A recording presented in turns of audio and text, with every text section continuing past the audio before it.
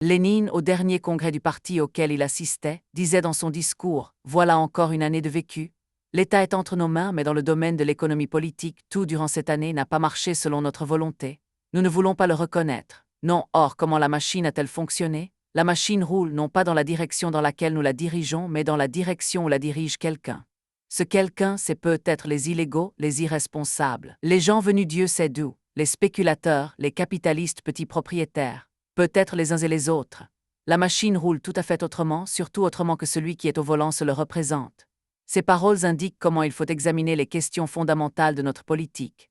Où va la machine, où va l'État, où va le pouvoir? Vont-ils là où, nous autres communistes, qui exprimons les intérêts et la volonté de la classe ouvrière et de l'immense majorité de la paysannerie, le voudrions ou non? Ou peut-être pas tout à fait par là. Durant les années qui se sont écoulées depuis la mort de Lénine, nous avons essayé plus d'une fois d'attirer l'attention des institutions centrales du parti et par la suite du parti tout entier sur le fait qu'en raison d'une fausse politique, les dangers signalés par Lénine se sont multipliés. La machine ne va pas dans la direction où les intérêts des ouvriers et des paysans exigent qu'elle aille. À la veille du nouveau congrès du parti, nous pensons de notre devoir, malgré toutes les poursuites auxquelles nous sommes exposés, d'indiquer ceci au parti, avec une force redoublée, car nous sommes convaincus que cet état de choses peut être corrigé et qu'il peut être redressé par le parti lui-même. Quand Lénine disait que la machine allait souvent là où elle était dirigée par des forces hostiles, il voulait en même temps attirer l'attention de nous tous sur deux circonstances les plus importantes. Premièrement, que dans notre structure sociale existent des forces hostiles à notre cause, le kulak, le nepman, le bureaucrate qui utilise, contre nous et notre État arriéré, les fautes de notre politique et qui s'appuient effectivement sur tout le capitalisme mondial. Deuxièmement, que ces forces hostiles ont une telle importance qu'elles peuvent pousser notre machine d'État et notre machine économique là où il ne faut pas qu'elles aillent et, dans l'avenir, même essayer, sous une forme d'abord déguisée, de s'emparer du volant de cette machine. Les paroles de Lénine nous obligeaient tous, 1. À suivre attentivement la croissance des forces ennemies, le kulak, le nepman, le bureaucrate, 2. À nous rendre compte que, dans la mesure du relèvement général du pays, ces forces vont chercher à s'assembler, à apporter leurs modifications à nos plans, à renforcer leur pression sur notre politique, à défendre à travers nos différents appareils leurs propres intérêts. 3. À prendre les mesures nécessaires pour, de toute manière, affaiblir la croissance, le rassemblement et la pression de ces forces ennemies en empêchant qu'elles puissent créer une situation qui, tout en étant cachée, constitue néanmoins en fait une dualité de pouvoir vers laquelle elles aspirent. 4. À faire part de ces processus de classe à la classe ouvrière et à dire l'entière vérité à tous les travailleurs. C'est dans cela que consiste actuellement l'axe de la question en ce qui concerne le danger thermidorien et la lutte contre lui. Depuis que Lénine a donné cet avertissement, beaucoup de choses se sont améliorées chez nous, mais beaucoup ont empiré. L'influence de l'appareil d'État grandit, et avec lui grandissent les altérations bureaucratiques de l'État ouvrier. La croissance absolue et relative du capitalisme à la campagne et sa croissance absolue à la ville commencent à entraîner l'accroissement chez les éléments bourgeois de notre pays de la conscience de leur force politique. Ces éléments cherchent à démoraliser, souvent non sans succès, même une partie des communistes avec lesquels ils sont continuellement en contact, soit dans le travail, soit au cours de la vie quotidienne. Le mot d'ordre lancé par Staline, lors du 14 Romain degré congrès du parti, feu à gauche, n'a pu que faciliter le rassemblement des éléments de droite dans le parti et des éléments bourgeois austrialovistes dans le pays. La question de savoir qui des deux aura le dessus se résout par une lutte de classe continuelle sur tous les secteurs des fronts économiques, politiques et culturels pour un développement socialiste ou pour un développement capitaliste, pour la répartition du revenu national selon l'une ou l'autre voie empruntée, pour la plénitude du pouvoir prolétarien ou pour le partage de ce pouvoir avec la nouvelle bourgeoisie. Dans le pays où l'écrasante majorité de la population est constituée par la petite et la toute petite paysannerie, et en général la toute petite propriété, les processus principaux de cette lutte s'accomplissent souterrainement çà et là, de jour en jour, jusqu'à ce que d'une manière soudaine et inattendue, ils fassent irruption à l'extérieur. L'élément capitaliste trouve avant tout son expression dans la différenciation de la campagne et dans la croissance de la propriété privée. Les gros bonnets de la campagne, comme les éléments bourgeois des villes, s'entrelient plus étroitement avec les différents chaînons de l'appareil économique d'État. Il arrive assez souvent que cet appareil permette à la nouvelle bourgeoisie d'envelopper dans des statistiques nébuleuses sa lutte efficace en faveur de l'augmentation de sa part du revenu national. L'appareil commercial de l'État, de la coopération et des particuliers absorbe une immense partie du revenu national, plus d'un dixième de la production brute. D'autre part, le capital privé, dans le roulement du capital de circulation industrielle, occupe ces dernières années sensiblement plus d'un cinquième du roulement dont le chiffre total atteint plus de 5 milliards de recettes par an. Jusqu'à maintenant, la masse des consommateurs reçoit plus de 50% des produits de première nécessité des mains du commerce privé. C'est ici que le commerce privé trouve sa source de profits et d'accumulation. La différence, ciseaux entre les prix de la production agricole et ceux de la production industrielle, la différence entre les prix de gros et de détail, ce que l'on appelle la rupture des prix, selon les diverses branches de l'économie rurale, selon les secteurs, selon les saisons, selon la différence entre les prix intérieurs et les prix mondiaux contrebande, tout cela représente pour le capital privé une source continuelle d'enrichissement. Le capital privé recueille un intérêt usuraire sur les hypothèques et s'enrichit sur les emprunts d'État. Le rôle de la propriété privée est aussi très important dans l'industrie. Si ces derniers temps, il a une tendance à diminuer d'une façon relative, dans sa totalité il grandit. L'industrie capitaliste privée soumise au contrôle de l'État a une production brute de 400 millions par an. La petite industrie à domicile et l'artisanat ont une production annuelle de 1800 millions. La production non étatique, prise dans son ensemble, représente plus de 20% de toute la production industrielle marchande et près de 40% des marchandises vendues sur l'ensemble du marché. La grande masse de cette industrie est liée d'une façon ou d'une autre au capital privé. Les formes multiples, aussi bien apparentes que cachées, de l'exploitation des masses artisanales par le capital commercial et par le capital de l'industrie à domicile, sont la source, extrêmement importante et toujours grandissante, de l'accumulation de la nouvelle bourgeoisie. Les impôts, les salaires, les prix, le crédit sont, dans notre régime, les leviers essentiels pour la répartition du revenu national, le renforcement de certaines classes et l'affaiblissement des autres. L'impôt agricole à la campagne, en règle générale, se répartit progressivement à rebours, lourdement sur les pauvres, légèrement sur les paysans riches et les paysans économiquement forts. D'après des calculs approximatifs, 34% de l'économie rurale pauvre de l'URSS, même en dehors des régions où la différenciation est déjà très accentuée, comme en Ukraine, dans le Caucase du Nord, en Sibérie, possède 18% du revenu net conventionnel. Cette même proportion de 18% de revenus est possédée par le groupe des paysans riches qui embrasse 5% de l'économie rurale, alors que chacun de ces groupes paie à peu près la même quantité, soit environ 20% du total des impôts. Il est clair que l'impôt pèse beaucoup plus lourdement sur chaque économie rurale pauvre que sur chaque économie koulak, ou que sur chaque économie de paysans aisés. Contrairement aux craintes des dirigeants du XLV Congrès, notre politique en matière d'impôts est loin de déshabiller le koulak, et elle ne met nulle entrave à la concentration entre ses mains de réserves en argent et en nature de plus en plus forte. Le rôle des impôts indirects dans notre budget grandit de façon menaçante aux dépens des impôts directs. De ce fait même, le poids des impôts se déplace automatiquement des couches supérieures sur les couches inférieures. Les impôts sur les ouvriers ont été, en 1925-1926, 2 fois plus élevés que dans l'année précédente, alors que les impôts sur le reste de la population des villes ont diminué de 6%. Courrier financier, 1927, numéro 2, page 52. L'impôt sur l'alcool est un fardeau de plus en plus insupportable, surtout dans les régions industrielles. L'augmentation du revenu par tête en 1926, par rapport à 1925, et d'après certains calculs approximatifs, pour les paysans de 19%, pour les ouvriers de 26%, pour les commerçants et industriels de 46%. Si on divisait les paysans en 3 groupes principaux, on découvrirait de façon indiscutable que chez le koulak le revenu s'est beaucoup plus accru que chez l'ouvrier. Les revenus des commerçants et des industriels, qui sont calculés d'après les données des impôts, sont, sans aucun doute, sous-estimés en dessous de la réalité. Cependant, ces chiffres embellis témoignent clairement de l'accroissement des antagonismes de classe. L'écart des prix entre les produits agricoles et industriels est devenu encore plus grand depuis 1 an et demi. Pour ces produits, le paysan ne recevait pas plus de 125% des prix d'avant-guerre, et pour les produits manufacturés, il ne payait pas moins de 220% des prix d'avant-guerre. Le surplus que paye la paysannerie se répartit principalement sur les couches inférieures, et il s'est élevé, pour l'année écoulée, à plus d'1 milliard de roubles. Ceci entraîne non seulement l'aggravation des contradictions entre l'économie rurale et l'industrie, mais accentue fortement la différenciation de la campagne. L'écart entre les prix de gros et de détail occasionne des pertes à l'État et aux consommateurs. Il y a un tiers qui gagne, c'est le particulier, c'est-à-dire le capitaliste. Le salaire réel, en 1927, est dans le meilleur cas, au même niveau que dans l'automne 1925. Mais ce qui est indiscutable, c'est que, pendant ces 2 années, notre pays s'est enrichi, le revenu général s'est accru, les gros bonnets de la campagne, les koulaks, ont augmenté leurs réserves avec une rapidité énorme.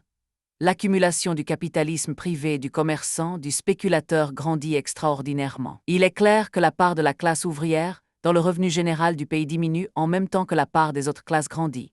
C'est le fait le plus important pour l'appréciation de la situation. On peut affirmer que fournir des indications publiques sur les contradictions du développement et de l'accroissement des forces hostiles, c'est de la panique et du pessimisme. Le font ceux qui, au fond d'eux-mêmes, trouvent que notre classe ouvrière et notre parti ne pourront pas surmonter les difficultés et les dangers. Nous ne partageons pas ce point de vue. Il faut voir clairement les dangers. Nous les indiquons avec précision pour lutter plus sûrement contre eux et pour les vaincre. À l'époque de la NEP, un certain accroissement des forces qui nous sont hostiles kulaks, nepman, bureaucrates est inévitable. Ces forces ne peuvent être supprimées par des mesures administratives ou par une simple pression économique. En instaurant la NEP et en la réalisant, nous avons nous-mêmes fait une certaine place au rapport capitaliste dans notre pays. Et pendant un laps de temps encore assez long, nous devrons reconnaître que leur existence est inévitable. Lénine n'a fait que rappeler une vérité banale et nécessaire aux ouvriers quand il a dit « Tant que nous vivrons dans un pays à majorité petite paysanne, il existera toujours en Russie pour le capitalisme une base beaucoup plus solide que pour le communisme. Il est nécessaire de s'en souvenir. Nous n'avons pas extirpé les racines du capitalisme et le fondement et la base de l'ennemi intérieur ne sont pas ébranlés. » T. 17 Romains, page 427. Ce fait social le plus important indiqué par Lénine ne peut pas, comme il le dit, être simplement rayé d'un trait de plume, mais on peut surmonter les difficultés et les vaincre par une politique juste, systématique et méthodique de la part de la classe ouvrière, s'appuyant sur la paysannerie pauvre et en s'alliant avec la paysannerie moyenne. Cette politique consiste principalement dans le renforcement de toutes les positions sociales du prolétariat, dans le relèvement aussi rapide que possible des positions de commandement du socialisme, en liaison la plus étroite avec la préparation et le développement de la révolution prolétarienne mondiale. Une politique léniniste juste comprend aussi l'utilisation de la manœuvre dans la lutte contre les forces du capitalisme. Lénine a usé maintes fois du moyen des concessions particulières afin de contourner l'ennemi, des reculs temporaires dans le but d'avancer avec plus de sûreté par la suite. La stratégie de la manœuvre est encore actuellement nécessaire. Il ne faut pas louvoyer, mais manœuvrer l'ennemi quand on ne peut pas le renverser par une attaque directe. Lénine est resté invariablement dans la lie de la révolution prolétarienne. De son temps, le parti connaissait toujours les causes de la manœuvre, le sens de celle-ci, les limites au-delà desquelles on ne pouvait plus reculer et les positions d'où on recommencera l'offensive prolétarienne. La retraite du temps de Lénine s'appelait la retraite, une concession. Grâce à cela, l'armée prolétarienne conservait toujours dans la manœuvre sa formation compacte, son esprit combatif et la compréhension du but à atteindre. Pendant cette dernière période, la direction du parti s'est écartée de la ligne tracée par Lénine. Le groupe Staline mène le parti à l'aveuglette, cachant les forces de l'ennemi, donnant à toute une apparence toute superficielle de succès. Il ne donne aucune perspective au prolétariat, ou ce qui est pire, il lui donne une perspective fausse. Il avance en zigzag, s'adaptant aux éléments hostiles, affaiblissant et embrouillant les forces de l'armée prolétarienne. Il favorise la croissance et la passivité, la méfiance à l'égard de la direction, la défiance dans les forces de la révolution. Se référant à la stratégie manœuvrière de Lénine, il cache ces oscillations sans principe et inattendues pour le parti, oscillations qui décomposent ce dernier, et n'ont d'autre résultat que de faire gagner du temps à l'ennemi et de lui permettre de prendre de l'avance. Les échantillons les plus classiques des manœuvres de Staline, Boukharine et Rykov sur l'arène internationale sont la politique chinoise et la politique envers le comité anglo-russe, et à l'intérieur du pays, leur politique envers le kulak. Dans toutes ces questions, le parti et la classe ouvrière n'ont su la vérité ou une partie de celle-ci que lorsque se sont abattus sur leur tête les lourdes conséquences d'une ligne fausse à sa base. 2 ans après que le groupe Staline ait effectivement déterminé la politique des institutions centrales du parti, on peut y considérer comme complètement prouvé que la politique de ce groupe a été impuissante à éviter. 1 degré la croissance démesurée des forces qui veulent orienter le développement de notre pays dans la voie capitaliste. 2 degrés l'affaiblissement de la situation de la classe ouvrière et de la paysannerie pauvre en face de la force grandissante du kulak, du nepman et du bureaucrate. 3 degrés l'affaiblissement de la situation générale de l'État ouvrier dans sa lutte contre le capitalisme mondial. L'aggravation de la situation internationale de l'URSS, la faute directe du groupe de Staline, c'est qu'au lieu de dire au parti, à la classe ouvrière et à la paysannerie toute la vérité sur la situation, il a caché cette vérité en présentant, sous une forme étriquée, la croissance des forces ennemies en fermant la bouche à ceux qui réclamaient et découvraient la vérité. La concentration du feu à gauche alors que toute la situation est caractérisée par des dangers de droite. L'étouffement grossièrement mécanique de toute critique exprimant les craintes légitimes du prolétariat quant à la destinée de la révolution prolétarienne. L'acquiescement à toute déviation de droite. L'affaiblissement de l'influence prolétarienne et du vieux noyau bolchevique dans le parti. Tout ceci affaiblit et désarme la classe ouvrière au moment où l'activité du prolétariat, la vigilance et la cohésion du parti, ainsi que la fidélité au véritable commandement de Lénine, sont les plus nécessaires. On déforme Lénine, on le corrige, on l'interprète, on le complète selon les besoins de la cause pour couvrir les fautes successives. Depuis la mort de Lénine, on a créé toute une série de nouvelles théories, simplement pour justifier théoriquement l'éloignement du groupe Staline de la voie de la révolution prolétarienne. Les mencheviks et la presse capitaliste voient et acclament, dans la politique et les nouvelles théories de Staline Boukharine-Martinov, une marche en avant selon la théorie d'Oustrialov plus en avant que Lénine, la sagesse d'homme d'État, le réalisme, le renoncement aux utopies du bolchevisme révolutionnaire. Dans l'éloignement de la direction du parti de toute une série de disciples de Lénine, il voit les premiers pas vers le passage à une nouvelle voie et s'en félicite ouvertement. Pendant ce temps, le processus élémentaire de la NEP, non freiné et non dirigé par une ferme politique de classe, prépare de nouveaux glissements dangereux. 25 millions de petites économies rurales sont la source principale des tendances capitalistes. La couche supérieure des koulaks qui naît de cette masse réalise le processus de l'accumulation primitive du capitalisme qui mine profondément les positions du socialisme. Le sort ultérieur de ce processus dépend, en dernier lieu, des rapports entre la croissance des économies étatiques et des économies privées. Le retard de l'industrie augmente le rythme, clé la différenciation de la paysannerie et multiplie les dangers politiques qui en découlent. Les koulaks, écrivait Lénine, ont plus d'une fois dans l'histoire des autres pays restauré le pouvoir des féodaux, des tsars, des curés et des capitalistes. Il en fut ainsi dans toutes les révolutions européennes passées, lorsque les koulaks, en raison de la faiblesse des ouvriers, réussissaient à faire régresser la République vers la monarchie, le pouvoir des travailleurs vers la domination des exploiteurs, des riches, des parasites. On peut très facilement réconcilier le koulak avec les féodaux, les tsars et les curés, même s'ils s'étaient créés antérieurement, mais avec la classe ouvrière jamais. Lénine, camarades ouvriers marchons à la lutte finale, édition de l'Institut Lénine, pages 1 et 2. Celui qui n'a pas compris cela, celui qui pense que l'on peut intégrer le koulak dans notre socialisme n'est capable que d'une seule chose, c'est de faire échouer la révolution. Dans le pays existent deux positions essentielles, s'excluant réciproquement, l'une position prolétarienne construisant le socialisme, l'autre position de la bourgeoisie qui tente à entraîner le développement vers une voie capitaliste. Le camp de la bourgeoisie, et des couches de la petite bourgeoisie qui sont à sa remorque, met tous ses espoirs dans l'initiative privée et l'intérêt individuel. Ce camp mise sur le pays économiquement fort afin que la coopération, l'industrie et le commerce extérieur servent ses propres intérêts. Ce camp considère que l'industrie socialiste ne doit pas compter sur le budget d'État. Le rythme du développement de l'industrie ne doit pas contrecarrer les intérêts de l'accumulation capitaliste agraire. La lutte pour l'augmentation du rendement de la production signifie, pour la petite bourgeoisie qui se renforce quotidiennement, une pression sur les muscles et les nerfs des ouvriers. La lutte pour la baisse des prix signifie, pour elle, la diminution de l'accumulation de l'industrie socialiste dans l'intérêt du capital commercial. La lutte avec le bureaucratisme signifie, pour le petit bourgeois, la dispersion de l'industrie, l'affaiblissement des débuts collectifs de l'industrie, la mise au dernier plan de l'industrie lourde, c'est-à-dire l'adaptation aux paysans économiquement forts, avec la perspective prochaine de la liquidation du monopole du commerce extérieur. C'est le chemin des austrialovistes. Cela s'appelle le capitalisme à échéance. Cette tendance dans le pays influence même certains cercles du parti. La voix prolétarienne est exprimée dans les paroles suivantes de Lénine. La victoire du socialisme sur le capitalisme, l'affermissement du socialisme, peut être seulement considérée comme assurée quand le pouvoir gouvernemental prolétarien, ayant définitivement réprimé toute résistance des exploiteurs, et assuré son plein équilibre et son autorité, aura réorganisé toute l'industrie sur la base d'une grosse production collective, et sur un nouveau fondement technique, électrification dans toutes les branches principales de l'économie. Cette réorganisation peut seule donner la possibilité de fournir aux campagnes arriérées et dispersées une aide radicale technique et sociale créant ainsi une base matérielle pour un accroissement considérable de la productivité du travail agricole et du travail général à la campagne, contraignant ainsi les petits cultivateurs, par la force de l'exemple et leur propre intérêt, à passer de la petite production à la grande culture collective mécanique. Résolution du 2 Romain degré Congrès de Lick. C'est sous cet angle que doit être édifiée toute la politique du parti, impôts, industrie, économie rurale, commerce extérieur et intérieur, etc. Telle est la position essentielle de l'opposition. C'est le chemin vers le socialisme.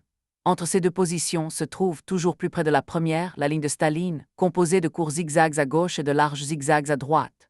Le chemin de Lénine signifie le développement socialiste des forces productives dans la lutte continuelle contre les éléments capitalistes. La voie d'Oustrialov signifie le développement sur des bases capitalistes, par le moyen de l'annulation progressive des conquêtes d'octobre. Le chemin de Staline conduit en réalité à freiner le développement des forces productives, à diminuer le poids spécifique des éléments du socialisme, et par là même à préparer la victoire de la voie d'Oustrialov. Le cours de Staline est d'autant plus dangereuse et d'autant plus néfaste qu'il cache les déviations réelles sous des mots simples et des expressions courantes. L'accomplissement du processus de reconstruction a posé d'une façon aiguë les tâches essentielles du développement économique et par là même sapé la position de Staline qui ne convient pas aux grandes questions, que ce soit la question chinoise ou la reconstruction du capital de base de l'URSS. Malgré la tension de la situation, qui est rendue extrêmement aiguë par les fautes grossières de la direction actuelle, cet état de choses est tout à fait réparable. Mais il faut pour cela changer radicalement la ligne de la direction du parti dans le sens de la ligne tracée par Lénine. La révolution d'octobre a, pour la première fois dans l'histoire, transformé le prolétariat en classe dirigeante d'un immense pays. La nationalisation des moyens de production signifiait un premier pas décisif vers la reconstruction socialiste de tout le système social bâti sur l'exploitation de l'homme par l'homme. L'introduction de la loi sur les 8 heures a été un pas en avant dans la voie de la transformation complète des conditions vitales et culturelles d'existence de la classe ouvrière. Malgré la pauvreté du pays, le Code du travail a établi pour les ouvriers et parmi eux pour les couches les plus arriérées qui, dans le passé, étaient absolument sans défense des garanties juridiques qui n'avaient été et ne seront jamais accordées par l'État capitaliste le plus riche. Les syndicats professionnels ont été élevés jusqu'au niveau de l'arme la plus importante entre les mains de la classe dirigeante. Ils ont reçu la possibilité, d'une part, d'englober de larges masses qui, dans d'autres conditions sociales, leur auraient échappé et d'autre part, d'influencer directement et sans intermédiaire toute la marche de la politique de l'État ouvrier. La tâche du parti consiste à assurer l'application de ces grandioses conquêtes historiques en leur donnant leur plein contenu. Le succès dans cette voie dépend, d'une part, des conditions objectives nationales et internationales, d'autre part, de la justesse de la ligne et du savoir-faire de la direction. Les éléments décisifs pour la marche de notre pays dans la voie socialiste et non capitaliste sont liés étroitement aux améliorations dans le domaine de l'existence de la classe ouvrière. Ces améliorations doivent trouver leur expression dans le domaine matériel, le nombre des ouvriers occupés dans les industries, le niveau du salaire réel, le caractère du budget ouvrier, les conditions locatives des travailleurs, l'assistance médicale, etc. Dans le domaine politique, le parti, les syndicats, les soviets, les jeunesses, enfin. Dans le domaine culturel, l'école, la littérature, le journal, le théâtre. La tendance à repousser à l'arrière-plan les intérêts vitaux des ouvriers et, sous le nom méprisant des esprits d'atelier, à les opposer aux aspirations historiques de leur classe représente une tendance théoriquement fausse et politiquement dangereuse. L'accaparement par l'État prolétarien de la plus-value n'est évidemment pas de l'exploitation. Mais nous avons l'État ouvrier avec des déformations bureaucratiques, l'appareil privilégié de direction démesurément grossi absorbant une très grande part de la plus-value. 2.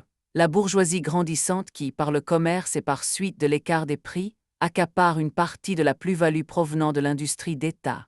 En général, pendant la période de reconstruction, les effectifs des ouvriers et les conditions de leur existence grandissaient non seulement d'une façon absolue, mais même relativement à la croissance des autres classes, alors que dans la dernière période, c'est le contraire qui s'est produit. La croissance des effectifs ouvriers, l'amélioration de leur sort marquent un temps d'arrêt, tandis que pendant cette même période, les forces ennemies continuent à grandir d'une façon accélérée, ce qui non seulement fait empirer inévitablement la situation des ouvriers à l'usine, mais diminue le poids du prolétariat dans la société soviétique. Les mencheviks, les agents de la bourgeoisie dans les milieux ouvriers montrent perfidement les difficultés matérielles de nos ouvriers, essayant d'opposer le prolétariat à l'État soviétique et d'amener les ouvriers à accepter leur théorie petite bourgeoise et de marche arrière vers le capitalisme. Les fonctionnaires, contents d'eux-mêmes, qui aperçoivent le menchevisme dans la façon dont l'opposition pose crûment la question des conditions matérielles des ouvriers, apportent de cette façon le meilleur appui au menchevisme en poussant les ouvriers sous la bannière jaune de celui-ci. Pour vaincre les difficultés, il faut les connaître. Il faut vérifier consciencieusement et d'une façon juste nos succès et nos échecs en examinant la véritable situation des masses travailleuses. La situation des ouvriers. L'époque de reconstruction fut l'époque d'une augmentation assez rapide du salaire jusqu'à l'automne 1925. Une sensible diminution du salaire réel a commencé en 1926 et a été surmontée seulement au début de 1927. Le salaire d'un mois, pendant le premier semestre de l'année économique 1926-1927, représentait en moyenne, dans la grande industrie, en roubles conventionnels de la région de Moscou. 30 roubles 67 kopecks et 30 roubles 33 kopecks pendant l'automne 1925. Pendant le troisième trimestre de l'année économique, selon des prévisions approximatives, le salaire atteignait 31 roubles 62 kopecks. On voit de cette façon que pendant cette année, le salaire réel marqua un temps d'arrêt à peu près au niveau du salaire de l'automne 1925. Il est certain d'une part que le salaire et le niveau matériel moyen de certaines catégories d'ouvriers, dans certains districts, avant tout dans les capitales comme Moscou et Leningrad, sont d'une manière indiscutable au-dessus du niveau moyen indiqué plus haut, mais d'autre part, le niveau matériel moyen d'autres larges couches d'ouvriers est sensiblement au-dessous même de ces chiffres modestes. Toutes les données indiquent que l'augmentation du salaire ne suit pas l'augmentation du rendement. L'intensification du travail grandit, les mauvaises conditions de travail restent toujours les mêmes. L'augmentation du salaire est de plus en plus subordonnée à l'intensification du rendement. Cette tendance qui ne peut s'accorder avec le cours socialiste a été confirmée par le CC dans sa fameuse résolution sur la rationalisation, Pravda, 25 mars 1927. Cette résolution a été adoptée par le 4 Romain degré Congrès des Soviets.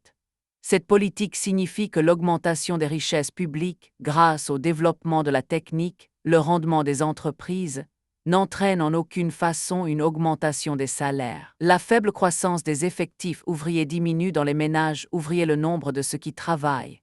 En roubles réels, le budget des dépenses d'une famille ouvrière, depuis 1924-1925, s'est rétréci. L'augmentation du prix des loyers oblige les ouvriers à sous-louer une partie de leur logis. Les sans-travail, directement ou indirectement, pèsent sur le budget ouvrier. La consommation grandissante des boissons alcooliques pèse également sur le budget ouvrier. En somme, tout ceci entraîne une diminution du niveau de vie des ouvriers. La rationalisation industrielle entraîne inévitablement l'aggravation du sort de la classe ouvrière, lorsqu'elle n'est pas accompagnée par un développement de l'industrie des transports, etc., qui permettent d'utiliser les ouvriers licenciés. Pratiquement, la rationalisation se traduit souvent par l'expulsion de certains groupes d'ouvriers, et par l'aggravation du sort matériel des autres. Ceci entraîne inévitablement une méfiance des ouvriers à l'égard de la rationalisation. Lorsqu'une pression sur les conditions de travail est exercée, ce sont toujours les groupes les plus faibles des travailleurs, manœuvres, ouvriers saisonniers, femmes et jeunes qui en pâtissent. En 1926, dans presque toutes les branches de l'industrie, une diminution du salaire de l'ouvrière s'est produite par rapport à celui de l'ouvrier. Dans maintes branches d'industrie, le salaire des manœuvres femmes représentait, en mars 1926, 58%, 67%, 83% du salaire de l'homme. Les mesures nécessaires de protection du travail féminin, dans les branches industrielles, comme l'exploitation de la tourbe, les travaux de déchargement et de chargement, etc., ne sont pas prises. Le salaire des jeunes par rapport au salaire des ouvriers adultes diminue continuellement. En 1923, il formait 47,19%. En 1924, 45%. En 1925, 43,4%. En 1926, 45% du salaire de l'adulte. Revue de la situation économique des jeunes en 1924-1925, 1925-1926. En mars 1926, 49,5% des jeunes gagnaient moins de 20 roubles par mois, Bureau central de statistique. Le nombre des jeunes sans travail augmente tous les jours. Les ouvriers agricoles. Sur le chiffre global de 3,5 millions de la main-d'œuvre agricole, les ouvriers et ouvrières agricoles sont au nombre de 1,6 million. Seulement 20% de ceux-ci font partie d'organisations syndicales. L'enregistrement des contrats de travail, presque tous esclavagistes, est à peine commencé. Le salaire des ouvriers agricoles, et habituellement et même dans les entreprises étatiques, au-dessous du minimum fixé par l'État, le salaire actuel réel ne dépasse pas, en moyenne, 63% du salaire d'avant-guerre. La journée de travail est rarement au-dessous de 10 heures. En général, la journée de travail des ouvriers agricoles n'est pas délimitée. Le salaire est payé irrégulièrement et avec beaucoup de retard. La situation des plus difficiles dans laquelle se trouvent les ouvriers agricoles ne provient pas uniquement des difficultés de la construction socialiste dans un pays agricole arriéré, mais provient aussi certainement d'un cours erroné qui, en pratique, dans la vie et dans la triste réalité, se préoccupe surtout des couches favorisées de la campagne au lieu de s'occuper des couches défavorisées. Il est nécessaire de défendre systématiquement, partout, les intérêts des ouvriers agricoles contre les kulaks et contre les soi-disant paysans économiquement forts. La question du logement. La surface d'habitation pour les ouvriers est habituellement au-dessous de la moyenne de celle du reste de la population des villes. Les ouvriers des plus grandes villes industrielles sont la partie de la population la moins favorisée dans la question du logement. La répartition de la surface d'habitation, selon les groupes sociaux dans les villes où un travail statistique a eu lieu, se traduit par les chiffres suivants: ouvriers 5 à 6 mètres carrés, employés 6 à 9, artisans 7, 6, profession libérale 10, 9, éléments qui ne travaillent pas 7, 1. Ceci démontre que les ouvriers occupent la dernière place. La surface d'habitation des ouvriers diminue d'année en année. En même temps, les couches non prolétariennes voient leur surface d'habitation augmenter. La situation générale par rapport à la construction des locaux d'habitation menace le développement futur de l'industrie. Néanmoins, on reconnaît, selon le plan quinquennal de construction de la Commission du plan d'État, que d'ici 5 ans, la situation locative sera encore plus mauvaise qu'actuellement. La surface d'habitation moyenne vers la fin de 1926, qui était de 11,3 mètres carrés, tombera, selon la Commission, vers la fin de 1931 à 10,6. Le chômage. Le développement lent de l'industrialisation se fait sentir surtout d'une façon aiguë dans la question du chômage, qui a pénétré même parmi les cadres les plus importants du prolétariat industriel. Le nombre officiel des chômeurs enregistrés pour le 1 degré avril 1927 est de 1 656 000. Le nombre réel des chômeurs atteint en réalité le chiffre de 2 millions. Le nombre des chômeurs grandit incontestablement plus vite que le nombre des ouvriers absorbés par l'industrie. Le nombre des chômeurs augmente rapidement parmi les ouvriers industriels. Selon les prévisions du plan quinquennal d'État, l'industrie augmentera pendant cette période sa main-d'œuvre de 400 000 ouvriers. Étant donné l'afflux de la main-d'œuvre de la campagne, cela signifie que le nombre des chômeurs, vers la fin de 1930, s'accroîtra pour atteindre au moins le chiffre de 3 millions. Les conséquences de cet état de choses sont le développement de la mendicité, de la prostitution et des sans-abri. Les chômeurs se plaignent à juste titre de la façon dont ils sont servis par les caisses d'assurance. La moyenne des secours alloués est de 11,9 roubles, à peu près 5 roubles d'avant-guerre. Les secours alloués par les syndicats à leurs membres ne dépassent pas 6,5 à 7 roubles. Seulement 20% des syndiqués chômeurs bénéficient des secours alloués par les syndicats. Le Code du travail a été soumis à une telle multitude d'explications que celle-ci dépasse de plusieurs fois le nombre des paragraphes qui existaient primitivement et dont un nombre assez important est supprimé. C'est la défense juridique des ouvriers saisonniers qui a empiré. La campagne menée pour les contrats collectifs se caractérise surtout presque partout par une diminution des garanties juridiques, une pression accrue sur le rendement et la fixation des prix. C'est ainsi que le droit accordé aux organes économiques de recourir à l'arbitrage obligatoire a même détruit dans son essence le contrat collectif, accord entre deux parties contractantes, qui devient une simple disposition administrative, intraudf, 4 juillet 1927. Les sommes allouées à l'industrie pour la protection du travail sont tout à fait insuffisantes. Selon les données du Commissariat du travail de la RSFSR, pendant l'année économique 1925-1926, sur 1000 ouvriers travaillant dans de grosses entreprises, il se produisait en moyenne 97,6 accidents de travail entraînant une incapacité de travail.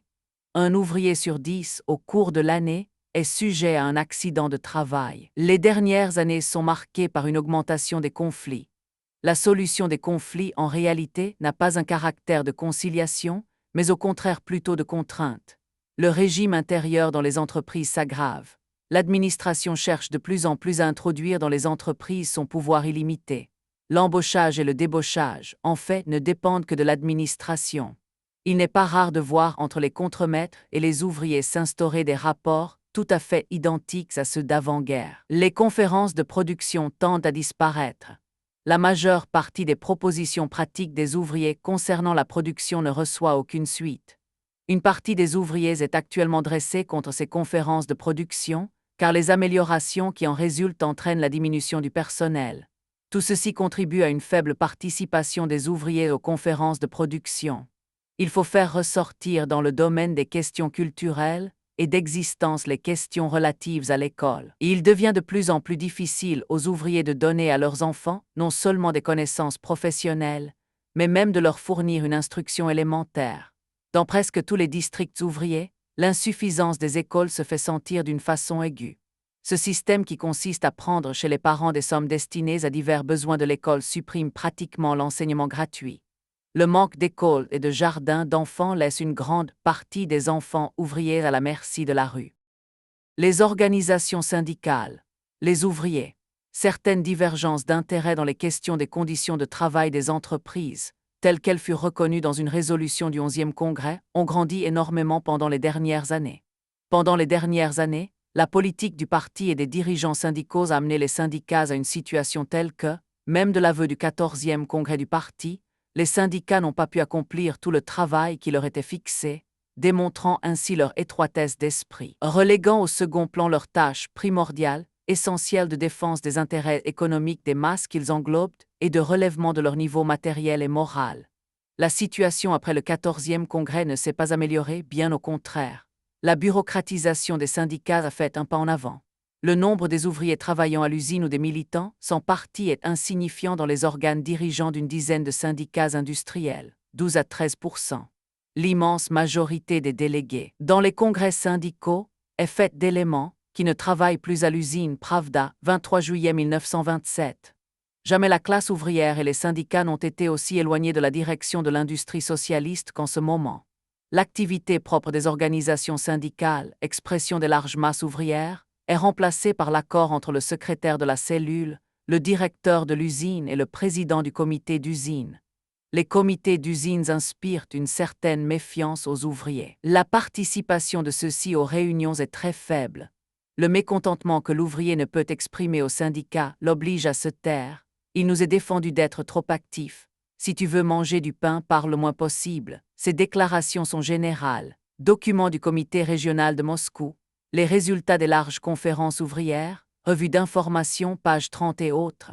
On enregistre actuellement des tendances parmi les ouvriers à améliorer leur sort en dehors des organisations syndicales. Cela déjà nous démontre qu'il faut changer radicalement le régime actuel des syndicats.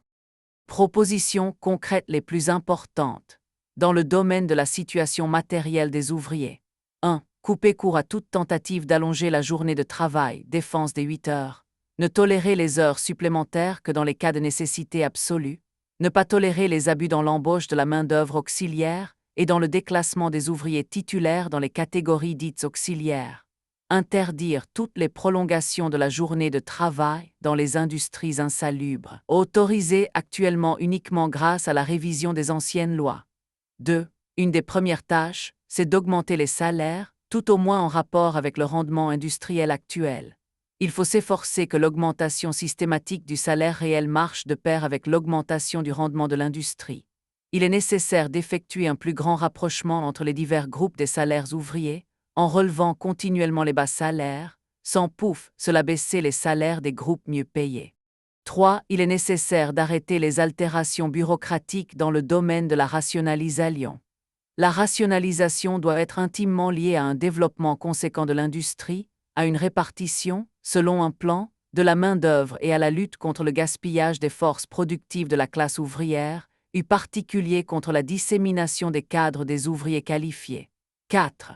Pour adoucir les conséquences du chômage, il faut a. Calculer les secours alloués aux ouvriers en fonction du salaire moyen de la région en question. B. Ne pas tolérer la diminution des versements par l'industrie pour les assurances sociales et mener une lutte pour empêcher que ces sommes ne soient pas payées en fait aux intéressés. C. Supprimer les dépenses des caisses d'assurance ouvrière au profit des caisses d'assurance publique. D. Mener une lutte énergique contre les économies faites sur le NDOSFR des assurés. E. Supprimer toutes les décisions qui ont permis, pour divers motifs, d'enlever les secours et de rayer des listes d'inscription des bourses du travail de véritables chômeurs. F. Tendre les efforts pour augmenter les secours alloués aux chômeurs, en premier lieu à ceux de l'industrie. Il est nécessaire d'étudier mûrement des travaux de longue durée pour lesquels on pourrait utiliser les chômeurs pour le plus grand bien du développement économique et culturel de notre pays. 5. Il est nécessaire d'améliorer continuellement les conditions locatives des ouvriers. Dans ce domaine, Il faut résolument appliquer une stricte ligne de classe. Il ne faut pas tolérer que les éléments non prolétariens améliorent leurs conditions locatives aux dépens des ouvriers. Il ne faut pas permettre l'expulsion de leur logement des ouvriers licenciés des entreprises. Il faut, par des moyens énergiques, améliorer la coopérative d'habitation. Il faut la mettre à la portée des couches inférieures des ouvriers. Et il ne faut pas tolérer que les couches supérieures des employés accaparent les logements destinés aux ouvriers. Il faut repousser les prévisions du plan d'État dans les questions de logement comme perspective contredisant grossièrement la politique socialiste. Obliger les entreprises à augmenter les dépenses pour la construction de logements ouvriers. Augmenter dans le budget les sommes allouées à ce chapitre afin d'arriver, d'ici 5 ans, à un changement radical dans ce domaine, en améliorant les conditions de logement des ouvriers. 6. Les contrats collectifs doivent être réellement discutés et acceptés dans les assemblées ouvrières. Proposer au prochain congrès du parti d'annuler toutes les décisions accordant aux organes économiques le droit de recourir à l'arbitrage obligatoire. Le Code du travail doit être compris non comme le maximum, mais bien comme le minimum fixant les conditions de travail. Les contrats collectifs doivent servir en eux-mêmes de garantie contre le licenciement possible d'une partie du personnel. Les licenciements probables doivent être mentionnés séparément. La norme du rendement individuel doit être fixée, non selon le rendement du meilleur ouvrier, mais selon les capacités moyennes, et pour le laps de temps fixé par les accords concernant les prix. Reconnaître comme inadmissible tout contrat collectif qui, en comparaison avec les précédents, aggrave la situation des ouvriers.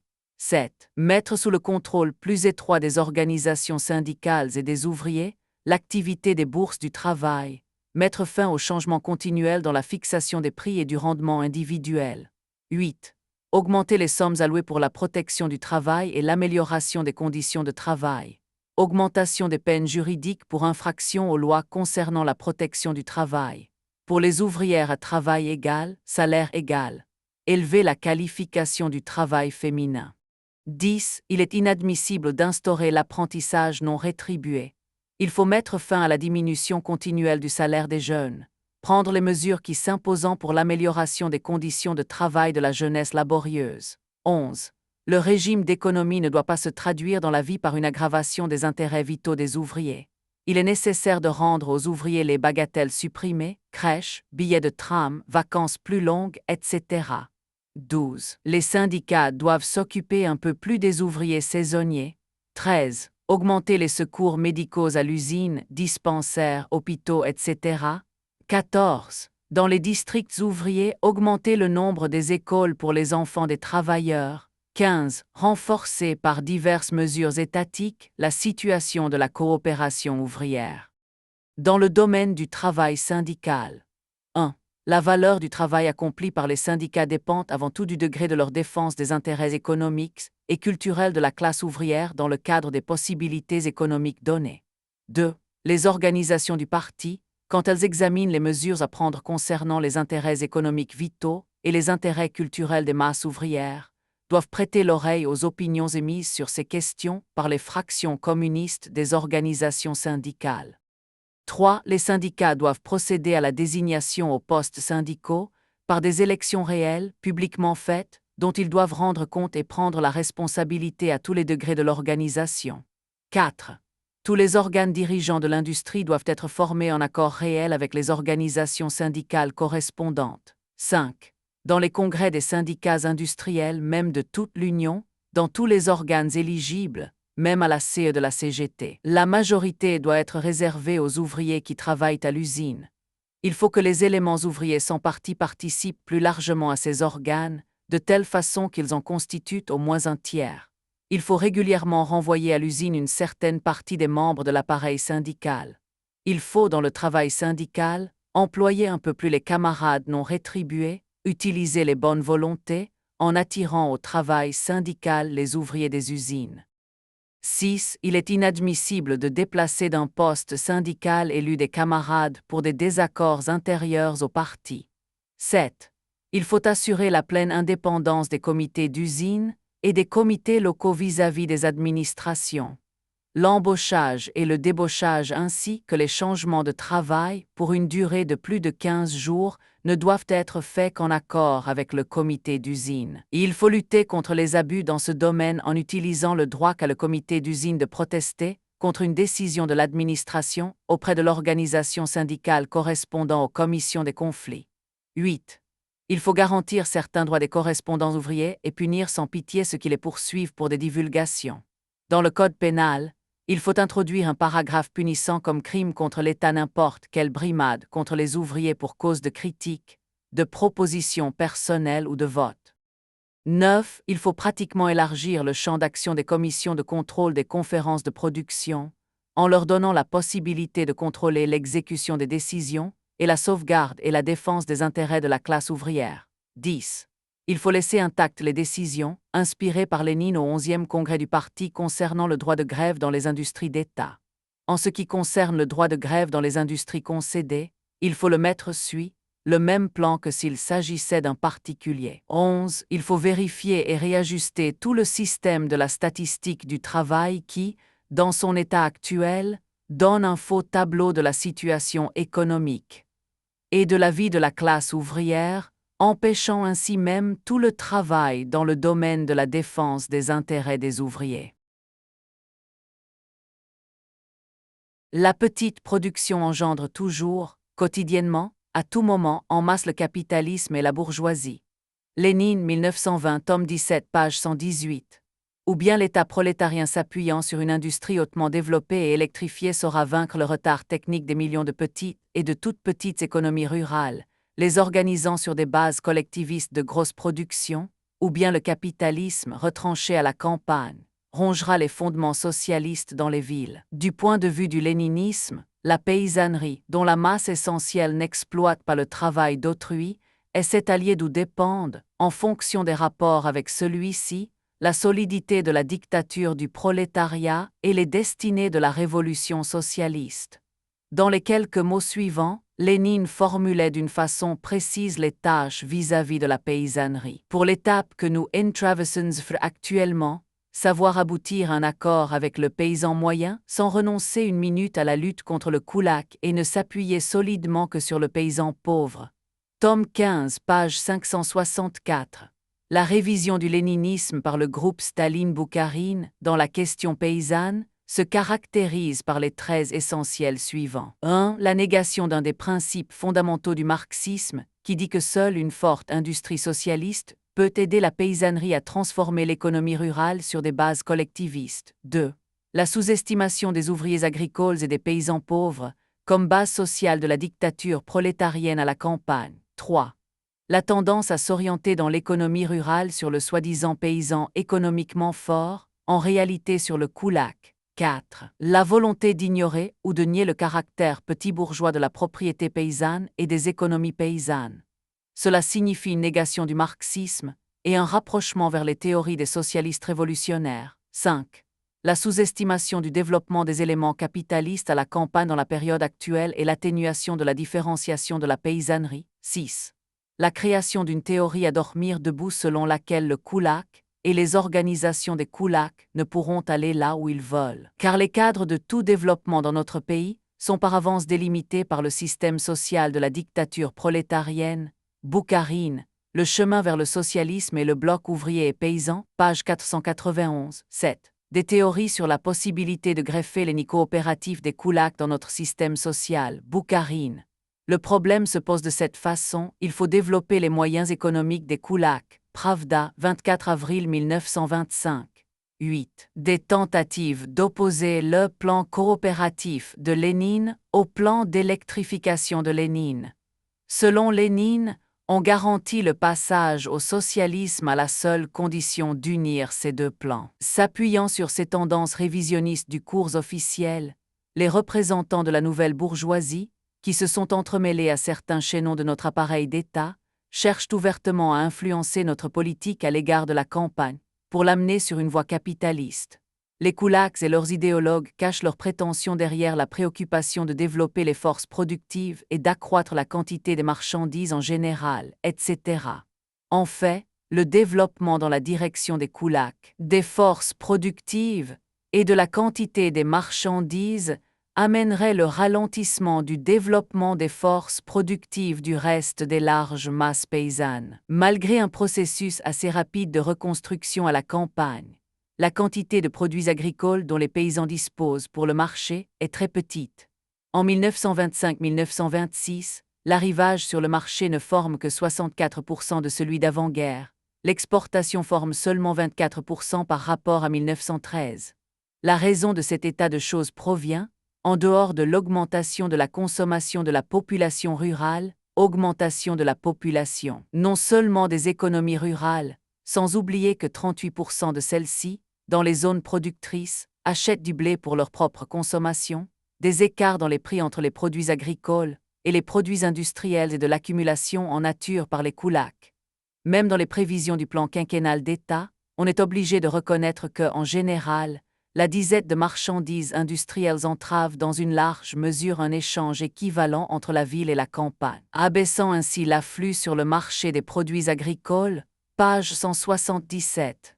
De cette façon, le retard dans le développement de l'industrie a ralenti le développement de l'agriculture, diminué les possibilités de vente des produits agricoles, entravé l'union entre la ville et la campagne, et amener une différenciation rapide de la paysannerie. Les opinions émises par l'opposition sur toutes les questions litigieuses de la politique paysanne ont été en entier confirmées par les faits. Les retouches partielles, apportées à la ligne générale, sous la pression et la critique violente de l'opposition, n'empêchent nullement la politique officielle de s'éloigner continuellement vers la défense des intérêts des paysans économiquement forts. Il suffit de se rappeler que le 4e congrès des soviets, sur le rapport du camarade Kalinin, n'a pas fait une seule allusion à la différenciation de la campagne et à la croissance du kulak. Le résultat d'une telle politique ne peut être que de perdre le paysan pauvre et de ne pas gagner le paysan moyen. Pendant ces dernières années, la différenciation capitaliste à la campagne a parcouru un grand chemin. La différenciation de la paysannerie. Pendant ces 4 ans, les groupes de paysans qui n'ensemençaient pas du tout ont très peu diminué dans la proportion de 30 à 45%. Les groupes qui ensemençaient de 6 à 10 déciatines, pendant le même laps de temps, ont augmenté dans la proportion de 100 à 120%. Les groupes qui ensemençaient 10 déciatines et plus ont augmenté dans la proportion de 150 à 300%. La disparition de groupes de paysans qui ensemençaient très peu ou pas du tout provient généralement de la ruine de ces économies rurales ou de leur disparition. Ainsi, en Sibérie, pendant une année, ont disparu 15,8% d'économies rurales n'ensemençant pas, et 3,8% parmi celles qui ensemençaient jusqu'à 2 déciatines. Dans le nord du Caucase, 14,1% de la première catégorie et 3,8% de la deuxième. Les économies paysannes démunies d'outillage et de chevaux s'élèvent très lentement au niveau inférieur des couches des paysans moyens. Il existe encore actuellement, dans toute l'Union soviétique, 30 à 40% d'économies rurales démunies d'outillage et de chevaux. La majeure partie de ces économies rurales se trouve parmi les groupes de paysans ensemençant très peu. Dans le nord du Caucase, la répartition de l'outillage agricole indispensable est la suivante. 50% des économies rurales les plus faibles détiennent 15% de l'outillage agricole indispensable. 35% des économies rurales moyennes détiennent % de l'outillage agricole. Et 15% de l'économie rurale riche détiennent 50% de l'outillage agricole indispensable. Le même tableau de la répartition de l'outillage agricole indispensable est constaté dans d'autres régions, Sibérie, Ukraine, etc. De même que la répartition des terrains ensemencés et de l'outillage agricole n'est pas équitable, de même la répartition des réserves de blé entre les divers groupes d'économie paysanne n'est pas équitable. Au avril 1926, on constate que 53% de toutes les réserves de blé sont concentrées entre les mains de 6% des économies paysannes, la revue de statistiques, numéro 4, 1927. Le fermage des terres prend chaque année des proportions plus importantes. Le fermage des terres est surtout fait par les économies paysannes fortes, qui ensemencent beaucoup, qui possèdent l'outillage agricole. Pour échapper aux impôts, on cache continuellement le fermage des terres. Les paysans qui n'ensemencent pas, qui sont dénués d'outillage agricole et de bétail, sont obligés pour cultiver leurs terres de louer le bétail et l'outillage indispensable. C'est le règne des conditions esclavagistes pour la location de l'outillage, de même que pour le fermage des terres. en même temps que grandit la location d'outillage et de bétail. Contre une rémunération en nature, grandit la rémunération en argent qui prend des proportions usurières. Le processus de morcellement des économies paysannes n'affaiblit pas mais renforce le processus de différenciation. Les machines et le crédit, au lieu de servir de levier à la collectivisation de la campagne, presque continuellement tombent entre les mains des kulaks et des paysans aisés, et aident ainsi ces derniers à renforcer leur exploitation des ouvriers agricoles, des paysans pauvres et des paysans moyens économiquement faibles. En même temps que s'opère la concentration des terres et des moyens de production entre les mains des gros bonnets de la campagne, ces derniers utilisent de plus en plus la main-d'œuvre salariée. Des économies rurales pauvres, ainsi que certaines économies rurales moyennes disparaissent soit à cause de la ruine de leurs propriétaires, soit liquidées par ces derniers. En même temps, il se produit parmi ces groupes une croissance de main-d'œuvre qui ne trouve pas à s'employer à la campagne, et cette main-d'œuvre, asservie par les kulaks et par les paysans économiquement forts, s'en va dans les villes où, dans une grande proportion, elle ne trouve pas de travail. Malgré tous les processus signalés, les paysans moyens restent toujours le groupe le plus nombreux et le plus important de la campagne. Une des tâches les plus importantes de la dictature du prolétariat est d'amener le paysan moyen à la politique socialiste dans les questions de l'agriculture. Miser sur le paysan économiquement fort signifie en fait continuer une politique qui aboutit à la disparition des couches moyennes et pauvres de la campagne. Ce n'est qu'en s'intéressant, comme il le faut, à la situation des ouvriers agricoles, en s'orientant vers le paysan pauvre et vers son alliance avec le paysan moyen, ce n'est qu'en menant une lutte décisive contre le kulak, en orientant l'industrialisation du pays dans une voie socialiste, en mettant sur une ligne de classe la coopération et les crédits destinés à l'agriculture, que s'ouvriront de larges possibilités pour attirer le paysan moyen dans le travail de transformation de l'agriculture actuelle sur des bases socialistes. Les propositions pratiques. Dans la lutte de classe qui se déroule à la campagne, le parti doit, non seulement en parole, mais par ses actes, se mettre à la tête des ouvriers agricoles, les paysans pauvres, des masses fondamentales des paysans moyens et les organiser pour la lutte contre les tendances capitalistes des kulaks.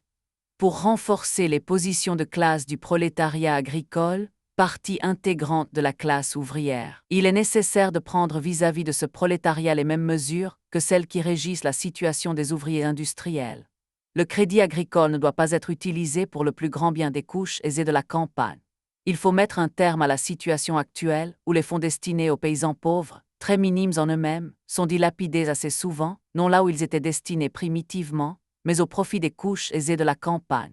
Il faut opposer au fermage la croissance plus rapide des communautés agricoles. Et il est indispensable d'allouer, systématiquement d'année en année, de plus grosses sommes aux paysans pauvres faisant partie de communautés agricoles. Parallèlement à cela, il est nécessaire d'apporter une aide plus systématique aux économies rurales pauvres qui ne font pas partie des communautés agricoles, en les exonérant complètement de l'impôt, en faisant une politique de réorganisation agricole correspondant à leurs intérêts, en les faisant participer au crédit, en leur donnant ainsi la possibilité de se procurer l'outillage indispensable, en les attirant dans la coopération agricole, etc. Au mot d'ordre, dénué de contenu de classe de Staline-Molotov, création de cadres actifs de paysans sans parti en vivifiant la vie des soviets, qui en fait se traduit par le renforcement du rôle dirigeant des gros bonnets de la campagne, il faut opposer le mot d'ordre de la création de cadres actifs sans parti d'ouvriers agricoles, des paysans pauvres et des couches inférieures des paysans moyens. Il est nécessaire d'avoir une réelle organisation de paysans pauvres qui s'occuperait des questions politiques et économiques vitales, des machines agricoles, de la réorganisation de l'agriculture, de son utilisation, de la coopération, etc. Le parti doit prendre toute mesure utile pour aider au relèvement économique des paysans moyens par une politique juste dans la fixation des prix, en mettant des crédits à leur portée, par la coopération, en amenant petit à petit cette partie, la plus nombreuse de la paysannerie, au passage à une production collective, au moyen de machines.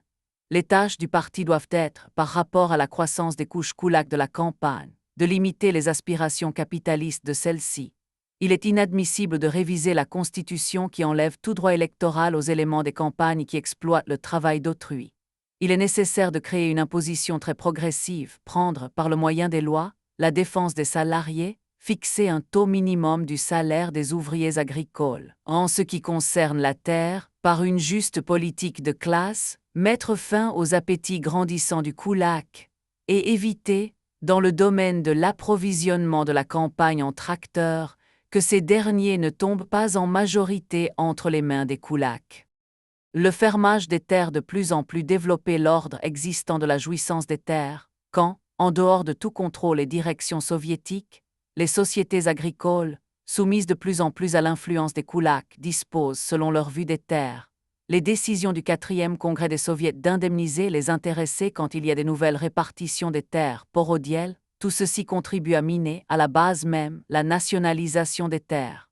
Une des mesures les plus efficaces pour renforcer la nationalisation des terres doit être la subordination des sociétés agricoles aux pouvoirs locaux, l'institution d'un contrôle sérieux, de la part des soviets locaux débarrassés des kulaks, sur la façon dont sont résolues les questions concernant la jouissance des terres, l'organisation de l'agriculture afin de pouvoir efficacement défendre les intérêts des paysans pauvres et des paysans moyens économiquement faibles contre l'usurpation des kulaks. Il est nécessaire, en particulier, d'arriver à ce que le kulak, en tant que fermier, soit soumis à une surveillance complète, à un contrôle étroit, de la part des organes du pouvoir soviétique à la campagne. Le parti doit repousser victorieusement toutes les tendances visant, soit à supprimer, soit à miner la nationalisation de la terre, une des bases principales de la dictature du prolétariat. Le système existant de l'unique impôt agricole doit être modifié, dans le sens d'exonérer de l'impôt 40 à 50% des économies paysannes pauvres ou faibles, sans pour cela augmenter les impôts de la masse essentielle des paysans moyens. Les dates de rentrée des impôts doivent être coordonnées aux intérêts des groupes inférieurs des contribuables. Il faut accorder des ressources plus importantes pour le développement des sovkhozs et des kolkhozs. Il faut accorder de plus larges exemptions aux kolkhozs, nouvellement créés, et aux autres formes du collectivisme agricole. Ne doivent pouvoir faire partie des kolkhozs les éléments privés du droit de vote. La tâche de transformer la petite production en grosse production collective doit influencer tout le travail de la coopération. Il faut entreprendre, exclusivement au compte de l'État, des travaux pour l'organisation de l'agriculture. En premier lieu doivent être organisées les terres des kolkhozs et celles des paysans pauvres et sauvegarder au maximum leurs intérêts. Les prix du pain et d'autres produits agricoles doivent garantir, aux paysans pauvres et à la masse principale des paysans moyens, la possibilité tout au moins de maintenir leurs économies au même niveau et de les améliorer petit à petit. On doit prendre les mesures qui s'imposent pour éviter la rupture des prix du printemps et de l'automne, car cette rupture des prix pèse lourdement sur les couches pauvres de la campagne en donnant la possibilité aux gros bonnets d'en être les seuls bénéficiaires. Il est urgent, non seulement d'augmenter sensiblement les fonds destinés aux paysans pauvres, mais de changer radicalement l'orientation du crédit agricole. Celui-ci doit être soutenu à bon marché pour une longue période et être ainsi accessible aux paysans pauvres et aux paysans moyens économiquement faibles. Il faut de même changer le système existant concernant les garanties et les cautions exigées. Sur la coopération, la tâche de la construction socialiste à la campagne est la réorganisation de l'agriculture sur la base des grosses économies collectivisées. Pour la masse essentielle de la paysannerie, le chemin le plus simple pour y arriver est la coopération, comme l'a écrit Lénine dans son œuvre sur la coopération. C'est un grand privilège qui est accordé à la paysannerie par la dictature du prolétariat et par le régime soviétique. Seul le processus d'augmentation progressive de l'industrialisation de l'agriculture peut créer une base toujours plus large pour la coopération socialiste de production, pour le collectivisme. Sans la révolution technique, même dans le domaine des moyens de production, sans machines agricoles, sans le changement dans le système de la culture de la terre, sans les engrais chimiques, etc., tout travail profond ayant des chances de réussite pour la collectivisation de l'agriculture est impossible. Un rythme du développement de l'industrie. La seule base matérielle du socialisme ne peut être que la grande industrie mécanique, capable de réorganiser l'agriculture. Lénine, tome 18, première partie, page 316.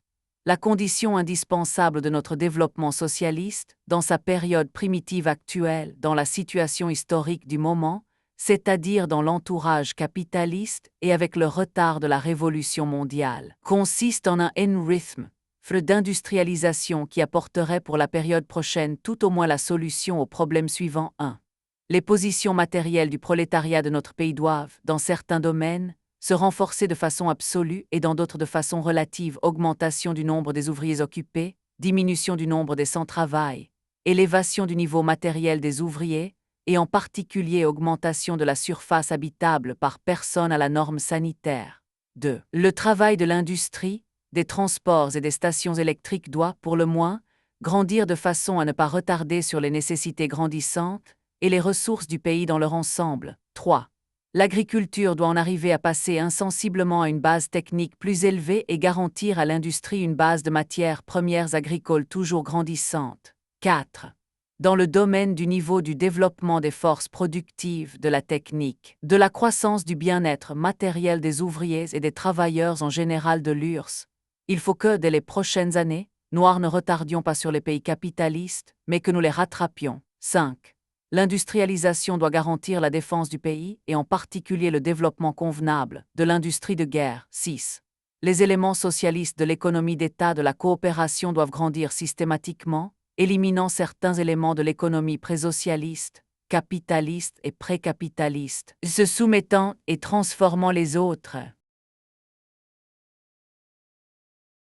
Malgré les progrès importants dans le domaine de l'industrie de l'électrification et des transports, l'industrialisation est loin d'avoir atteint le niveau de développement indispensable et possible. Le rythme suivi actuellement dans l'industrialisation et celui tracé pour les années prochaines sont nettement insuffisants. Il est évident qu'il n'existe et ne peut exister une politique qui permette d'un seul coup de vaincre toutes les difficultés et de sauter par-dessus une longue période de développement de l'économie et de la culture. Mais la situation arriérée de notre économie et de notre culture exige une tension extraordinaire de nos forces et de nos moyens, une mobilisation rationnelle et opportune de toutes les réserves, une utilisation juste de toutes les ressources en vue de l'industrialisation rapide du pays. Le retard chronique de notre industrie, ainsi que des transports, de l'électrification et de la construction sur les demandes et les besoins de la population, de l'économie nationale et du système social de l'URSS dans son ensemble, paralyse tout le roulement économique, rétrécit la réalisation de la partie commerciale de la production agricole et de son exportation, maintient l'importation dans un cadre restreint, fait monter les prix au-dessus du prix de revient, crée l'instabilité du tchervonets, enraye le développement des forces productives, retarde la croissance du bien-être matériel des masses ouvrières et paysannes, provoque un accroissement dangereux des sans-travail et une aggravation des conditions de logement, nuit à la soudure entre l'industrie et l'économie agricole et affaiblit la capacité de défense du pays. Le rythme insuffisant du développement de l'industrie provoque à son tour un retard dans la croissance de l'économie rurale. Aucune industrialisation n'est possible sans un relèvement décisif des forces productives agricoles et une augmentation de ses capacités commerciales. Les prix, il n'existe et ne peut exister un rythme convenable de l'industrialisation en dehors d'une diminution systématique et sans relâche des prix de revient ainsi que des prix de fabrique et de ceux de détail pour les marchandises industrielles et sans leur rapprochement des prix mondiaux. C'est en cela que consiste un progrès réel, tant au point de vue du passage du travail à une base technique plus élevée, qu'à une plus grande satisfaction des besoins des travailleurs. Il est temps d'en finir avec ces cris imbéciles et indécents qui consistent à faire dire à l'opposition qu'elle veut une augmentation des prix. Le parti est complètement unanime dans son aspiration à la baisse des prix, mais cette aspiration à elle seule est insuffisante. On ne juge pas une politique à ses intentions, mais à ses résultats. Les résultats de la lutte actuelle pour la diminution des prix ont obligé plus d'une fois, même les responsables de la direction, à poser la question de savoir si cette politique n'avait pas comme conséquence la perte de très grosses sommes. Où est passé le milliard, demandait en janvier de cette année le camarade Boukharine. Où passe la différence entre les prix de gros et ceux de détail, demandait après lui sur cette même question le camarade Roudzoutak, sténographie du bureau politique du 3 mars 1927. Pages 220 et 221.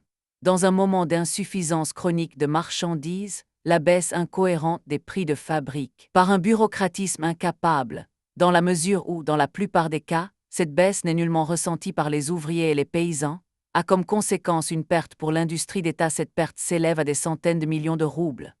La différence croissante entre les prix de gros et de détail qui en découlent, surtout dans le commerce privé, est si monstrueuse que l'on peut absolument admettre qu'avec une politique juste, il serait possible de retenir une partie de ces centaines de millions de roubles entre les mains de l'industrie d'État. La conclusion incontestable de toute l'expérience de l'économie de ces dernières années exige une rapide diminution de ces disproportions par l'augmentation de la masse commerciale de l'industrie, l'accélération du rythme du développement de l'industrie. C'est là la voie fondamentale vers une baisse des prix de revient qui, ces dernières années, ont montré plutôt une tendance à l'augmentation qu'à une diminution. Le plan quinquennal 1926-1927, 1930-1931. La question concernant un plan quinquennal de développement de l'économie nationale qui figure à l'ordre du jour du 15e congrès doit retenir, avec raison, le centre de l'attention du parti. Le projet de la commission du plan d'État n'est pas encore officiellement adopté et il est peu probable qu'il le soit dans sa forme actuelle. Mais il révèle, néanmoins, l'expression la plus systématique et la plus achevée de la ligne essentielle de la direction de l'économie. Les investissements de capitaux dans l'industrie, d'après le plan, n'augmentent presque pas d'année en année, 1142 millions pour l'année prochaine, 1205 millions pour 1930, et par rapport à la somme totale investie dans l'économie nationale, il tombe de 36,4% à 27,8%. Les sommes prélevées sur le budget de l'État et versées dans l'industrie tombent au cours de ces années à peu près de 200 millions à 90 millions de roubles. L'augmentation de la production est prévue à un rythme de 4 à 9% chaque année comparativement à l'année précédente, ce qui est le rythme des pays capitalistes dans une période de relèvement rapide. Les avantages gigantesques de la nationalisation des terres, des moyens de production, des banques et de la centralisation des directions, c'est-à-dire les avantages de la révolution socialiste, n'ont presque pas influencé le plan quinquennal. La consommation individuelle en marchandises industrielles, misérable à l'heure actuelle, ne doit grandir au cours de 5 ans que dans la proportion de 12%. La consommation de tissus de coton en 1931, qui représentera 97% de celle d'avant-guerre, sera de 5 fois inférieure à celle des États-Unis en 1923. La consommation de fonte sera de plus de 4 fois inférieure à celle de l'Allemagne, de 11,5 fois inférieure à celle des États-Unis. La production de l'énergie électrique sera 3 fois moindre qu'en Allemagne, 7 fois moindre qu'aux États-Unis. La consommation du papier représentera, vers la fin des 5 ans, 83% d'avant-guerre, et tout cela 15 ans après octobre. La présentation, à l'occasion du 10° anniversaire de la Révolution d'octobre, d'un plan aussi étriqué, tout imprégné de pessimisme, équivaut à travailler contre le socialisme. La baisse des prix de détail projetée par le plan d'État, dans la mesure de 17% pour 5 ans, même dans le cas où elle se réaliserait, ne pourrait avoir que peu de chances de s'exprimer dans les rapports entre nos prix et les prix mondiaux qui sont de 2 fois et demi à 3 fois au-dessous des nôtres. Selon le plan quinquennal, malgré la diminution insignifiante des prix, ceci n'est qu'à l'état de projet, il manquera pour couvrir la demande annuelle du marché intérieur, pour 400 millions de roubles de marchandises manufacturées. Si par exemple on présume que les prix fantastiques actuels diminueront pendant ces 5 années de 22% diminution, plus que modeste, cela provoquera un manque de marchandises manufacturées de 1 milliard de roubles. La disproportion, de cette façon, reste intacte et est la source de la croissance des prix de détail. Le plan quinquennal promet aux paysans, pour 1931, à peu près une quantité équivalente à celle d'avant-guerre de marchandises manufacturées à un prix 1 fois et demi plus grand que celui d'avant-guerre. Ce plan promet à l'ouvrier de la grande industrie une augmentation, pendant 5 ans, de son salaire nominal de 33%, et fait miroiter devant les yeux des ouvriers des espérances peu fondées sur la diminution des prix. La disproportion entre la demande et l'offre sera, selon les intentions du plan d'État, contrebalancée par l'augmentation des prix des loyers ouvriers de 200 à 250% par rapport au prix actuel, ce qui, grosso modo, rapporterait 400 millions de roubles par an. Parce que la partie aisée de la population a de grosses possibilités d'achat qui ne peuvent pas être satisfaites par le marché intérieur, les fonctionnaires du plan d'État cherchent à modifier cet état de choses en diminuant le salaire réel des ouvriers. Il est vraiment difficile de croire qu'un tel moyen pour équilibrer le marché intérieur soit proposé par les organes responsables de l'État ouvrier. En donnant aux consommateurs de si fausses perspectives, On les pousse volontairement sur le terrain dangereux et faux de la suppression du monopole du commerce extérieur.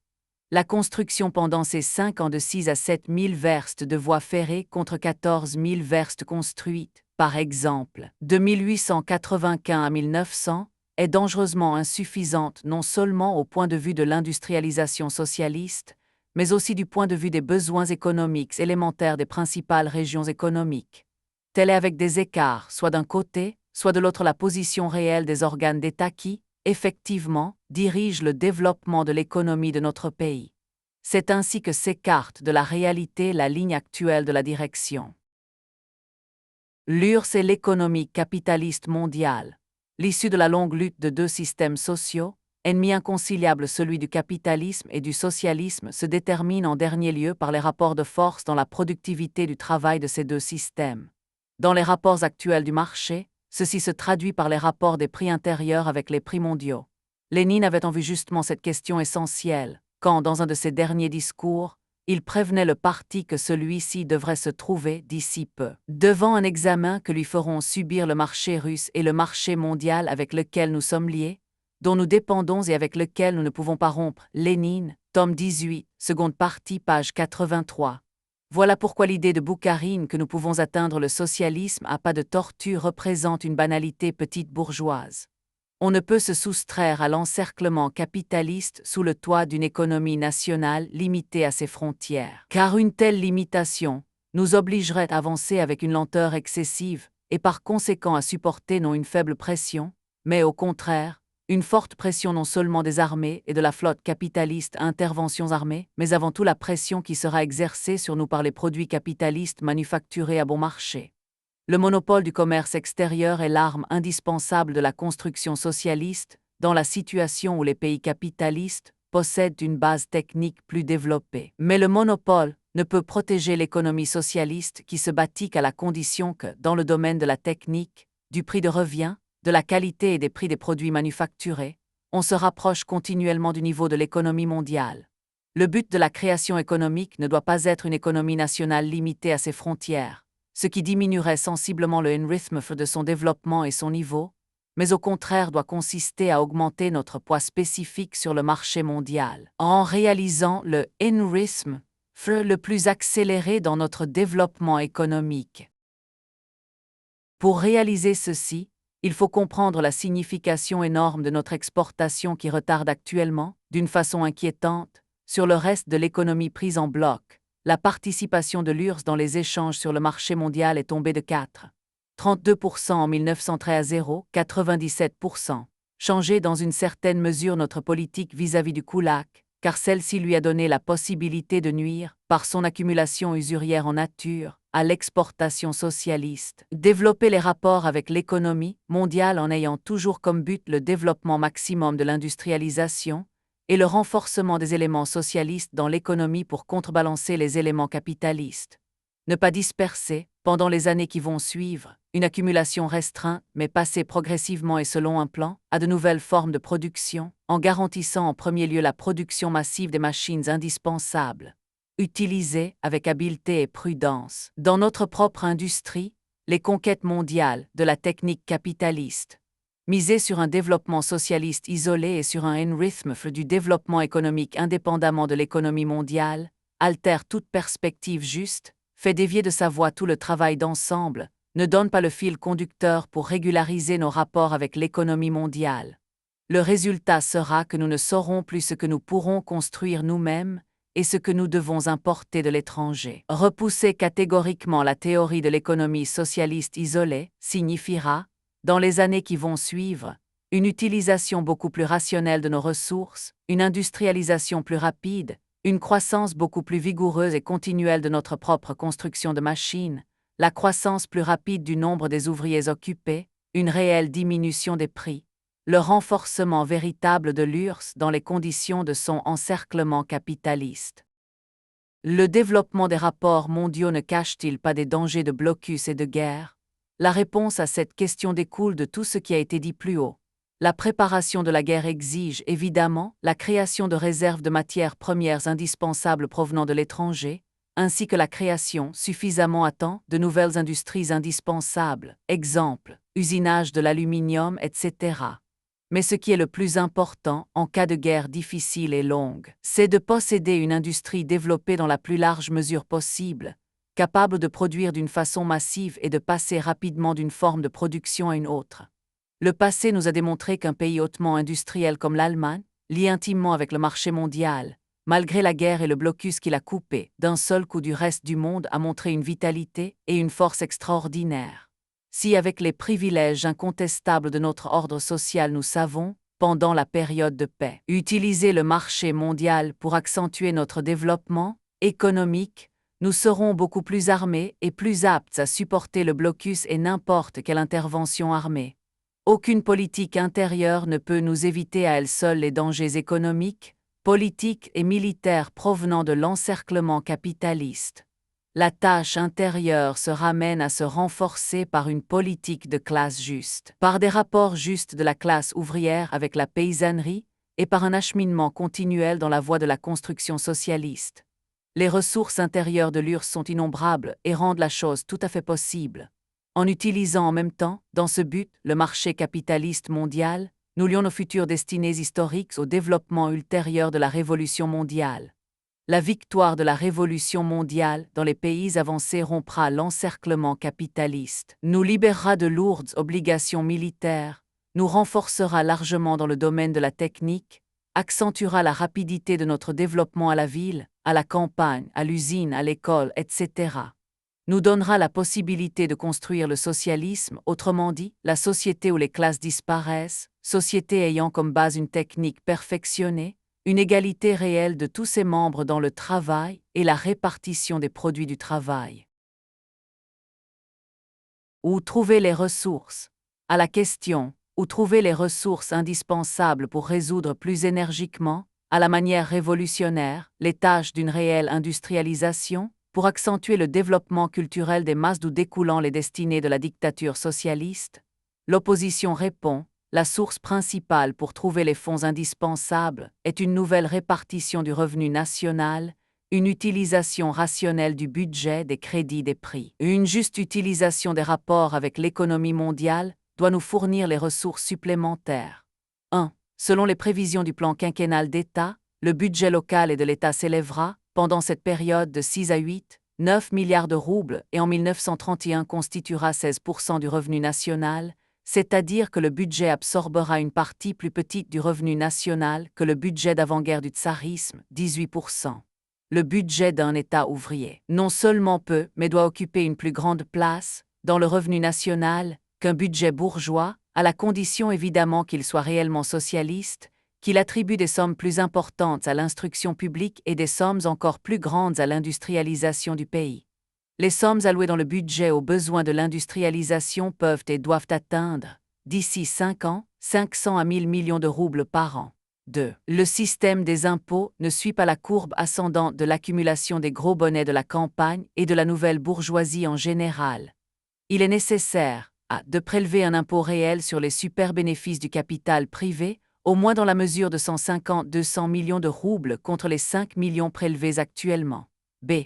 De prendre à titre d'emprunt, dans le but de garantir et de renforcer les exportations. Chez les couches aisées et les koulaks qui forment environ 10% des économies paysannes, en moins 150 millions de NPAUDs de blé accumulés sur les 800-900 millions de NPAUDs, que ces couches ont accumulées déjà en 1926-1927. 3. Il faut réaliser systématiquement une politique continuelle de baisse des prix de gros et de détail. Le rapprochement des ciseaux entre les prix de gros et de détail doit se faire de telle manière que la diminution des prix atteigne, avant tout, les produits de première nécessité, consommés par les larges masses des ouvriers et des paysans, sans pour cela diminuer, comme on le fait actuellement, la qualité des produits manufacturés qui est déjà suffisamment mauvaise, que cette baisse n'entrave en aucune mesure l'accumulation indispensable de l'industrie d'État, mais se fasse en général par l'augmentation de la quantité des marchandises manufacturées, en diminuant les prix de revient, en diminuant les faux frais, par la compression de l'appareil bureaucratique, etc. Une politique souple de baisse des prix de gros, qui tienne compte des conditions du marché, des fluctuations commerciales des différentes marchandises, peut conserver à l'industrie d'État des sommes énormes qui, actuellement, ne servent qu'à alimenter le capital privé et le parasitisme commercial en général. 4. Le régime d'économie qui, selon le manifeste de l'année passée de Staline Rykov, devait donner 300 à 400 millions de roubles par an, en réalité n'a fourni que des résultats insignifiants. Le régime d'économie est lié à la politique de classe et ne peut être réalisé que sous la pression directe des masses. Pour cela, les ouvriers doivent oser exercer la pression nécessaire. Diminuer de 400 millions de roubles par an les dépenses non productives est une chose réalisable. 5. L'utilisation intelligente d'armes comme le monopole du commerce extérieur, les crédits de l'étranger, les concessions, les accords pour une aide technique, etc., peut fournir partiellement de nouvelles ressources, mais surtout augmenter le caractère opportun de nos propres dépenses et leur rendement par une nouvelle technique, en accélérant la marche de notre développement et de cette manière, renforcer réellement notre indépendance vis-à-vis de l'encerclement capitaliste. 6. La question du choix des hommes de haut en bas et des rapports mutuels entre eux n'est pas, en dernier ressort, une question financière. Plus le choix est mauvais, plus il faut de ressources financières. Le régime bureaucratique s'oppose au choix judicieux des hommes et de leurs rapports mutuels. 7. La politique à retardement, dans la direction économique, signifie des pertes atteignant des dizaines de millions, rançon d'une politique décousue, sans suite, sans perspective à la remorque. 8. Les ressources qui proviennent des impôts ne peuvent pas faire face aux exigences croissantes de l'économie nationale. De plus en plus, le crédit doit devenir le levier de la nouvelle répartition du revenu national dans l'œuvre de la construction socialiste. Mais avant tout, il est sous-entendu qu'il faut renforcer le régime de stabilité de la monnaie et d'une circulation monétaire saine. 9. Une politique économique de classe plus stricte, qui permettra de restreindre le champ d'action des spéculateurs et des usuriers, facilitera la mobilisation des capitaux privés par les institutions de crédit de l'État et permettra de financer l'industrie beaucoup plus largement que maintenant sous la forme de crédits à long terme. 10. Le monopole de la vente de la vodka a été introduit primitivement à titre d'essai, attendu que la part principale des bénéfices qui en résulteraient serait utilisée pour relever l'industrie métallurgique. En réalité, la cause de l'industrialisation n'a fait que perdre au monopole de la vodka. L'expérience a été tout à fait négative.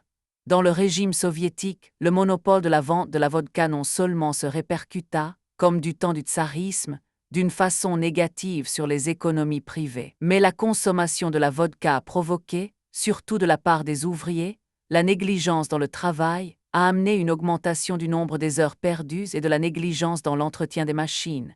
Elle a causé ainsi une augmentation des accidents, des incendies, des bagarres, des blessures, etc. Tout ceci pendant un an a provoqué des pertes évaluées à des centaines de millions de roubles. Les bénéfices fournis au budget par la vente de la vodka ont été absorbés entièrement par les pertes occasionnées à l'industrie étatique par son emploi. L'industrie étatique perd par l'alcool au moins autant que l'alcool ne rapporte au budget et bien plus que l'industrie ne reçoit elle-même du budget. La suppression de la vente de la vodka, dans un laps de temps très court, 2 à 3 ans, élèverait automatiquement les ressources matérielles et morales de l'industrialisation. Telle est la réponse à la question « Où faut-il prendre les ressources indispensables ?» Il est faux de déclarer que le rythme du développement de l'industrialisation est influencé directement par le manque de ressources. Les ressources ne sont pas grandes, mais elles existent. Il faut avoir une politique juste. Le projet de plan quinquennal d'État doit être rejeté et condamné comme incapable de s'accorder avec la tâche de transformation de la Russie de la NEP en Russie socialiste. Il est nécessaire d'imposer, d'une manière plus juste, les différentes classes. Le kulak et le nepman doivent payer davantage. Les impôts des ouvriers et des paysans pauvres doivent être abaissés. Il faut diminuer le poids spécifique des impôts directs liquidés dans les années qui vont suivre le monopole de la vente de la vodka. Mettre de l'ordre dans les finances des chemins de fer. Mettre de l'ordre dans les finances de l'industrie, assainir l'industrie forestière abandonnée, qui peut et doit être une source de gros bénéfices. Il faut garantir la stabilité absolue de l'unité monétaire. La stabilité du tchervonets exige d'une part la diminution des prix, et d'autre part un budget équilibré. Il est inadmissible de recourir à de nouvelles émissions pour couvrir le déficit du budget. Il nous faut un budget d'ensemble, sans déficit sévère, sans exagération et non pas basé sur des éléments occasionnels. Dans le budget de 1927-1928, il faut augmenter les ressources pour la défense, surtout pour l'industrie qui travaille pour la guerre, pour l'industrie en général, pour l'électrification, pour les transports, pour la construction de logements, pour la collectivisation de l'agriculture. repousser énergiquement toutes les tentatives tendant à supprimer le monopole du commerce extérieur, s'engager fermement dans la voie de l'industrialisation, de l'électrification, de la rationalisation, dans celle de l'élévation de la force technique de l'économie, dans la voie de l'amélioration de la situation matérielle des masses. L'appareil bureaucratique de n'importe quel État bourgeois, indépendamment de sa forme, domine la population, lie étroitement la caste dirigeante, inculque aux travailleurs le respect et la peur du gouvernement. La Révolution d'Octobre, qui remplaça l'ancienne structure de l'État par les soviets des ouvriers, des paysans et des soldats, porta le coup le plus terrible qu'ait enregistré l'histoire au gouvernement bureaucratique. Le programme du parti dit à ce propos. Le Parti communiste russe, en menant la lutte la plus énergique contre le bureaucratisme, pour vaincre complètement ce fléau, prend les mesures suivantes. 1. Attirer chaque membre des soviets dans l'accomplissement d'un certain travail de direction de l'État. 2. Afin de familiariser les membres des soviets avec tous les domaines du travail de direction de l'État, chacun à tour de rôle occupera les différentes fonctions. 3. Attirer petit à petit toute la population laborieuse à la direction de l'État. L'application intégrale de ces différentes mesures nous donne la possibilité de faire un pas en avant dans la voie déjà tracée par la Commune de Paris, qui conduit à la simplification de l'appareil de direction au fur et à mesure que le niveau culturel des travailleurs s'élève. Ces mesures nous mènent vers la suppression du pouvoir étatique. Le bureaucratisme soviétique ne se manifeste pas exclusivement dans la lenteur administrative, le nombre exagéré des fonctionnaires, etc.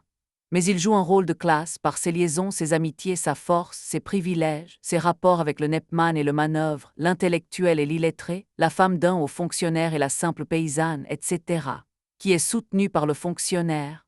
Telle est la question primordiale qui se pose journellement devant des millions de travailleurs. Encore à la veille de la Révolution d'Octobre, Lénine, s'appuyant sur l'analyse faite par Marx de la Commune de Paris, soutenait fortement cette idée que dans un État socialiste, les gens occupant des fonctions publiques cesseront d'être des bureaucrates, des fonctionnaires, dans la mesure où on introduira entre l'éligibilité le droit d'être remplacé à n'importe quel moment, dans la mesure où on abaissera le salaire au niveau du salaire moyen des ouvriers, dans la mesure où on remplacera les institutions parlementaires par des institutions qui édictent les lois et les appliquent elles-mêmes. Quelle voie emprunte, dans ces derniers temps, le développement de l'appareil d'État soviétique est celle des simplifications, de la diminution des dépenses, de la prolétarisation, du rapprochement des travailleurs des villes et des campagnes, de la diminution de la distance entre les gouvernants et les gouvernés. Où en est-on dans le domaine de l'égalité des conditions de vie, des droits et des devoirs? Avons-nous dans ce domaine fait un pas en avant? Il est clair qu'on ne peut y répondre par l'affirmative à aucune de ces questions. Il est évident que la réalisation de l'égalité complète et réelle n'est possible que dans les conditions de la disparition des classes. À l'époque de la NEP, la réalisation de l'égalité est plus difficile, elle est ralentie mais ne disparaît pas. La NEP, pour nous, est le chemin vers le socialisme et non vers le capitalisme. Par conséquent, une des tâches principales du parti reste, pendant la NEP, d'attirer progressivement au travail de direction de l'État toute la population laborieuse et de lutter systématiquement pour une égalité plus grande. Cette lutte ne sera victorieuse qu'à la condition que l'industrialisation du pays se développe et que le rôle dirigeant du prolétariat grandisse dans tous les domaines de l'édification économique et culturelle. La lutte pour une égalité plus grande n'exclut pas, dans la période transitoire actuelle, une rémunération plus grande des spécialistes de l'industrie, de même qu'elle n'exclut pas une meilleure rémunération des ouvriers qualifiés, l'élévation des conditions de vie à un niveau supérieur à celui des pays bourgeois, etc. Il faut qu'on se rende compte clairement que, chez nous, ces derniers temps, l'armée des fonctionnaires a grandi et qu'elle se soude intérieurement, s'élève au-dessus des administrés, se lie aux couches aisées des villes et des campagnes. En 1925, les instructions électorales accordant des droits électoraux à des éléments capitalistes fort nombreux démontrent d'une manière éclatante la façon dont l'appareil bureaucratique, y compris sa tête, répond aux exigences des couches supérieures, des riches, de ceux qui accumulent et s'enrichissent. L'annulation de ces instructions qui, en fait, violaient la Constitution soviétique, a été prononcée, cela ne fait aucun doute, par suite des critiques de l'opposition. Mais déjà les premières réélections qui se sont faites, selon les nouvelles instructions, ont démontré que dans divers endroits existe une tendance encouragée d'en haut à enlever au plus petit nombre possible des couches et les droits électoraux. Mais ceci n'est plus le centre de la question. Le poids spécifique de la nouvelle bourgeoisie et des koulaks grandit sans cesse. Il se rapproche des bureaucrates et, aidé par les fautes de la direction, le koulak et le nepman, même n'avant plus de droits politiques, gardent néanmoins la possibilité d'influencer, tout en restant derrière les coulisses, la composition et la politique des organes de base du pouvoir soviétique. La pénétration des éléments koulaks, sous-koulaks, et de la petite bourgeoisie des villes dans les soviets de base, pénétration qui a commencé en 1925 et fut partiellement arrêtée par la résistance de l'opposition, représente un processus politique très important. Les conséquences les plus funestes pour la dictature du prolétariat peuvent résulter de la négligence ou de la dissimulation de ce processus. Les soviets des villes, arme principale pour attirer les ouvriers, et en général les travailleurs à la direction de l'État, s'éloignent, ces dernières années, de leur but, reflétant de cette façon un regroupement dans les rapports de classe aux dépens du prolétariat. On ne peut combattre ces phénomènes par une activisation administrative des soviets, mais seulement par une ferme ligne de classe, en menant la lutte contre les nouveaux exploiteurs, en augmentant l'activité et l'influence du prolétariat et des paysans pauvres dans toutes les institutions soviétiques, sans exception ainsi que dans tous les organes de l'État soviétique. La théorie de Molotov, qui dit qu'on ne peut pas exiger le rapprochement des ouvriers de l'État, et l'État des ouvriers car, dit-il, notre État est déjà un État ouvrier Pravda, 13 décembre 1925, représente une formule malsaine du bureaucratisme, car elle couvre d'avance toutes les altérations bureaucratiques.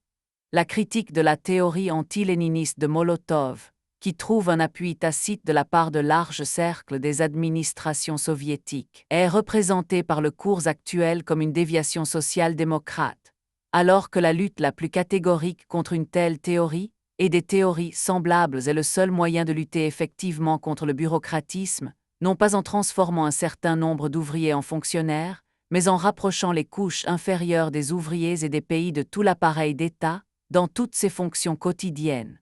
La lutte officielle contre le bureaucratisme, qui ne s'appuie pas sur l'activité de classe du prolétariat et qui essaie de la remplacer par les efforts de l'appareil lui-même, ne donne pas et ne peut donner de résultats appréciables et dans beaucoup de cas renforce le bureaucratisme existant. Dans la vie intérieure des soviets se sont manifestés, pendant cette dernière période, divers processus à caractère négatif. Les soviets s'écartent de plus en plus des solutions des problèmes politiques, économiques et culturels essentiels et deviennent des adjonctions aux comités exécutifs et aux bureaux de ceux-ci.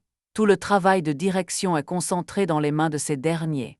L'examen des questions dans les plénums des soviets n'a qu'un caractère de pure exhibition. En même temps, on prolonge les délais fixés par les réélections des organes soviétiques, on augmente l'indépendance de ces derniers vis-à-vis des larges masses ouvrières. Tout ceci renforce étrangement le poids des fonctionnaires dans les solutions des diverses questions. Les camarades élus à des postes très importants sont remplacés, au premier différend avec le président du Soviet, et encore plus vite si ce différend se produit avec le secrétaire du comité régional du parti. De cette manière, l'éligibilité, en fait, est supprimée. La responsabilité directe vis-à-vis des ouvriers diminue. Il est nécessaire, 1. De prendre une ligne ferme léniniste dans la lutte contre le fonctionnarisme, en limitant les aspirations capitalistes de la nouvelle bourgeoisie et des koulaks, en introduisant progressivement la démocratie ouvrière dans le parti, les syndicats et les soviets. 2. D'appliquer le mot d'ordre de rapprochement des ouvriers agricoles, des paysans pauvres et des paysans moyens de l'État, en subordonnant l'appareil d'État aux exigences vitales des larges masses travailleuses. 3. D'activer les soviets et d'élever l'activité politique de classe des ouvriers agricoles, des paysans pauvres et moyens. 4. De transformer les soviets des villes en de véritables organes du pouvoir prolétarien, instruments destinés à entraîner les larges masses des travailleurs à la tâche de direction dans la construction socialiste. Réaliser non en parole, mais en fait le contrôle de la part des soviets des villes sur le travail du comité exécutif départemental et des organes qui leur sont subordonnés. 5. Cesser définitivement d'écarter des camarades élus au poste de direction du travail soviétique, à l'exception des cas vraiment indispensables, susceptibles d'être compris par les électeurs. 6. de tenter d'arriver à ce que n'importe quelle manœuvre ou n'importe quelle paysanne soit convaincue, l'expérience aidant, que dans n'importe quelle institution soviétique ils trouveront de l'attention, des conseils et un soutien. Le ralentissement général du rythme du développement socialiste, la croissance de la nouvelle bourgeoisie à la ville et à la campagne, le renforcement des intellectuels bourgeois, le développement du bureaucratisme dans les organes d'État, le mauvais régime intérieur du parti, le développement qui en découle, le chauvinisme et en général le nationalisme, ont des répercussions néfastes dans les régions et les républiques nationales, et elles s'aggravent encore des survivances pré-capitalistes. À l'époque de la NEP, le rôle du capital grandit surtout dans les régions éloignées du centre, retardataires du point de vue industriel. Les organes économiques misent là-bas assez souvent sur le capital privé. Ils fixent les prix sans tenir compte de la véritable situation des masses paysannes pauvres et moyennes. Ils baissent artificiellement les salaires des ouvriers agricoles, élargissent le système des intermédiaires privés et bureaucratisés entre l'industrie et les paysans, fournisseurs des matières premières. Ils dirigent la coopération dans une voie surtout profitable aux couches aisées de la campagne, dédaignent de se préoccuper des intérêts des couches arriérées, des éleveurs et des éleveurs partiels de bétail. On laisse complètement à l'écart la tâche essentielle de la réalisation d'un plan de construction industrielle dans les régions autonomes, surtout le plan de transformation industrielle des matières premières provenant de l'agriculture. Le bureaucratisme, s'appuyant sur le chauvinisme, a réussi à transformer la centralisation soviétique en une source de friction pour le partage des sièges de fonctionnaires entre diverses nationalités, fédérations transcaucasiennes. Il a réussi à gâter les rapports entre le centre et les régions éloignées, et a, en fait, anéanti le soviet des nationalités. Il est devenu à un tel point le tuteur des républiques autonomes que celles-ci n'ont même plus le droit de résoudre les conflits concernant les terres qui surgissent entre les populations indigènes et russes. Jusqu'à aujourd'hui, le chauvinisme, surtout quand il se manifeste par l'intermédiaire de l'appareil d'État, reste le principal ennemi du rapprochement et de l'union des masses travailleuses des diverses nationalités. Le soutien véritable de la paysannerie pauvre, le rapprochement de la masse essentielle des paysans moyens avec les paysans pauvres et les ouvriers agricoles et l'organisation de ces derniers en forces de classe indépendantes revêtent une signification particulière dans les républiques et régions nationales. Sans une organisation véritable des ouvriers agricoles, sans une organisation coopérative unissant les paysans pauvres, nous risquons de laisser la campagne orientale dans son état d'esclavage traditionnel et nos cellules du parti sans de véritables éléments de base. La tâche des communistes et de ceux des nationalités arriérées qui s'éveillent doit consister à diriger le processus de l'éveil national sur la voie soviétique socialiste, en attirant les masses travailleuses à la construction économique et culturelle, en particulier en aidant à développer la langue indigène, les écoles et la nationalisation de l'appareil soviétique. Là où se produisent des frictions avec d'autres nationalités et les minorités nationales, le nationalisme, par suite de la croissance des éléments bourgeois, devient souvent directement agressif. Dans ces conditions, la nationalisation de l'appareil soviétique local se fait aux dépens des minorités nationales. Les questions concernant les frontières des républiques et régions autonomes deviennent des sujets de discussions éternelles. L'atmosphère du travail du parti, des soviets et des syndicats est empoisonnée par le nationalisme. L'ukrainisation, la turkménisation, etc. ne peuvent être justement appliquées qu'à la condition de surmonter les habitudes bureaucratiques et grand-étatistes des institutions et des organes de l'Union. Seulement à la condition que le prolétariat, dans les républiques nationales, joue le rôle principal, seulement à la condition, d'une part, de s'appuyer sur les couches infériorisées de la campagne et d'autre part, de lutter sans merci contre les éléments koulaks et les éléments chauvins. Ces questions revêtent une importance particulière lorsqu'on parle du bassin du Don ou de Bakou, où la population prolétarienne, pour la plus grande partie, n'est pas de la même nationalité que celle des habitants des campagnes environnantes. Dans ces conditions, les rapports politiques et culturels mutuels entre la ville et la campagne ne sont possibles qu'à la condition 1. D'accorder une attention fraternelle toute particulière de la ville envers les besoins matériels et moraux de la campagne, dont la nationalité de la population est différente de celle des villes. 2. d'empêcher fermement toute tentative de la part de la bourgeoisie pour s'interposer entre la ville et la campagne, soit qu'elle cherche à créer un état d'esprit bureaucratique et de mépris de la ville envers la campagne, soit qu'elle cherche à créer, à la campagne, une jalousie koulak, réactionnaire envers la ville. Le régime bureaucratique met entre les mains des fonctionnaires, des spécialistes, des instituteurs petits bourgeois, la nationalisation superficielle, à caractère d'exhibition, de l'appareil d'État. Ces éléments sont liés par de multiples liens sociaux avec les couches supérieures des villes et des campagnes, et ils adaptent leur politique à la défense des intérêts de ces groupes. Ceci éloigne la paysannerie locale pauvre du parti, du pouvoir soviétique et en même temps, la lance dans les bras de la bourgeoisie commerçante locale, des usuriers, du clergé réactionnaire, des éléments du féodalisme patriarcal. En même temps, le régime bureaucratique repousse au dernier plan les véritables tendances communistes concernant la question des nationalités, déclarant souvent que ce sont des déviations, en persécutant les auteurs de toutes ces forces.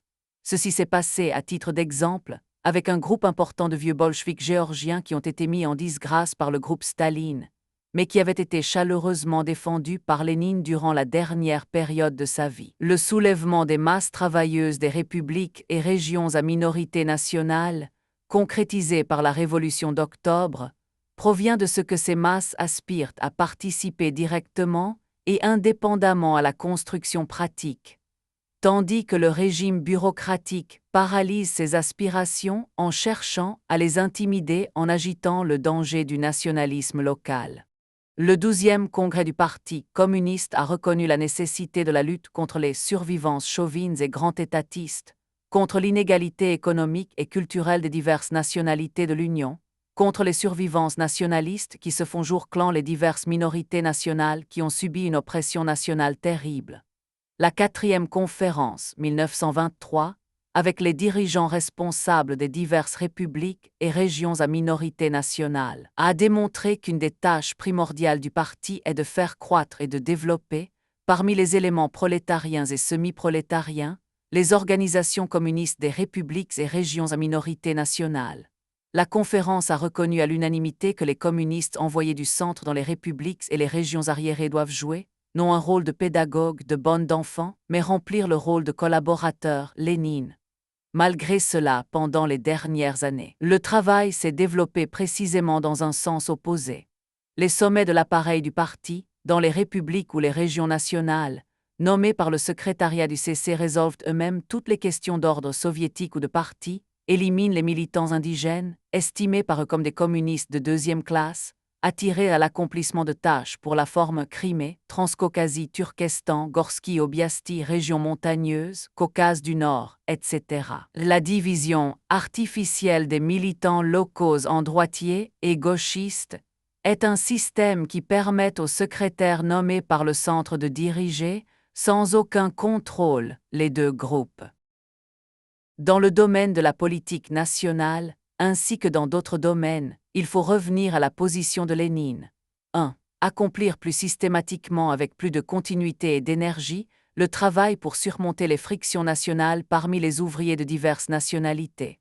Entourer de soins particuliers les nouveaux éléments ouvriers indigènes, en augmentant la qualification de leur travail, en améliorant leurs conditions de logement, de vie, etc. Se rappeler fermement que le levier indispensable pour attirer à la construction soviétique la campagne indigène arriérée est la création et l'éducation des cadres prolétaires de la population indigène. 2. Réviser le plan économique quinquennal dans le sens de l'accélération du rythme d'industrialisation des régions éloignées qui, industriellement, sont retardataires, et élaborer un plan général pour 15 ans en tenant compte des intérêts des républiques et des régions à minorité nationale. Accorder la politique d'approvisionnement à la tâche du développement des cultures spéciales des économies pauvres et moyennes, Kapok en Asie mineure, tabac en Crimée en Abasie, etc. La coopération, la politique des crédits doivent être inspirées en Asie mineure, Transcaucasie, etc. par la stricte ligne de classe en rapport avec les tâches essentielles de la construction socialiste. Accorder une plus grande attention à la coopérative d'élevage. Il faut réaliser sur place, en tenant compte des conditions particulières, la transformation industrielle des matières premières provenant de l'agriculture. La politique d'émigration doit être révisée en tenant compte de la juste ligne dans la question nationale. 3. Réaliser avec bonne foi la nationalisation de l'appareil soviétique, de celui du parti, des syndicats et des coopératives, en tenant compte des rapports mutuels des diverses minorités nationales. Lutter avec force contre les déviations colonialistes dans l'activité des organes d'État, des coopératives, etc. Diminuer le rôle des intermédiaires bureaucratiques dans les rapports entre les régions éloignées et le centre. Voire, en s'appuyant sur l'expérience de la Fédération transcaucasienne, si le travail accompli par elle concorde avec le développement des intérêts économiques et culturels des minorités nationales transcaucasiennes. 4. Surmonter systématiquement toutes les difficultés pour pouvoir réaliser au plus haut point le rapprochement et l'union des travailleurs des diverses nationalités de l'URSS autour de la construction socialiste et de la révolution mondiale. Lutter contre l'obligation pour les ouvriers et les paysans d'une nationalité de se servir de la langue d'une nationalité prépondérante. Dans cette question, les masses travailleuses doivent être libres de choisir leur langue. Garantir les droits réels de chaque minorité nationale dans les ordres des républiques et régions nationales. Exiger que dans ce travail on tienne compte des rapports entre les nations opprimées et les nations qui, avant, étaient des nations oppresseuses. 5. Instaurer progressivement la démocratie intérieure du parti dans toutes les républiques et les régions nationales. Il faut renoncer complètement à commander les militants indigènes, à continuer la politique de nomination d'office et celle de l'exil. Il faut renoncer à la politique de classement arbitraire des communistes indigènes en droitiers et gauchistes. Il faut s'occuper sérieusement d'éduquer et de faire sortir du rang les militants obscurs des milieux prolétariens, semi-prolétariens, agricoles et de paysans luttant contre les koulaks. 6.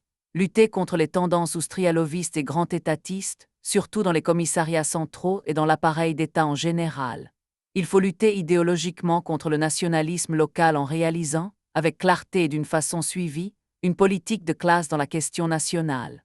7. Transformer le Soviet des nationalités en véritable organe travaillant en liaison avec les républiques et les régions et pouvant défendre effectivement leurs intérêts. 8. Accorder l'attention nécessaire au côté national du travail syndical. Se préoccuper de la formation des cadres du prolétariat indigène. Le travail des syndicats doit se faire dans la langue maternelle en sauvegardant les intérêts de toutes les nationalités et des minorités nationales. 9. Enlever absolument à tous les éléments exploiteurs les droits électoraux. 10. Convoquer la 5e conférence des nationalités en y faisant participer réellement les représentants de la base. 11. Publier dans la presse les lettres de Lénine sur la question nationale, qui contiennent en elles-mêmes la critique de la ligne de Staline dans la question nationale.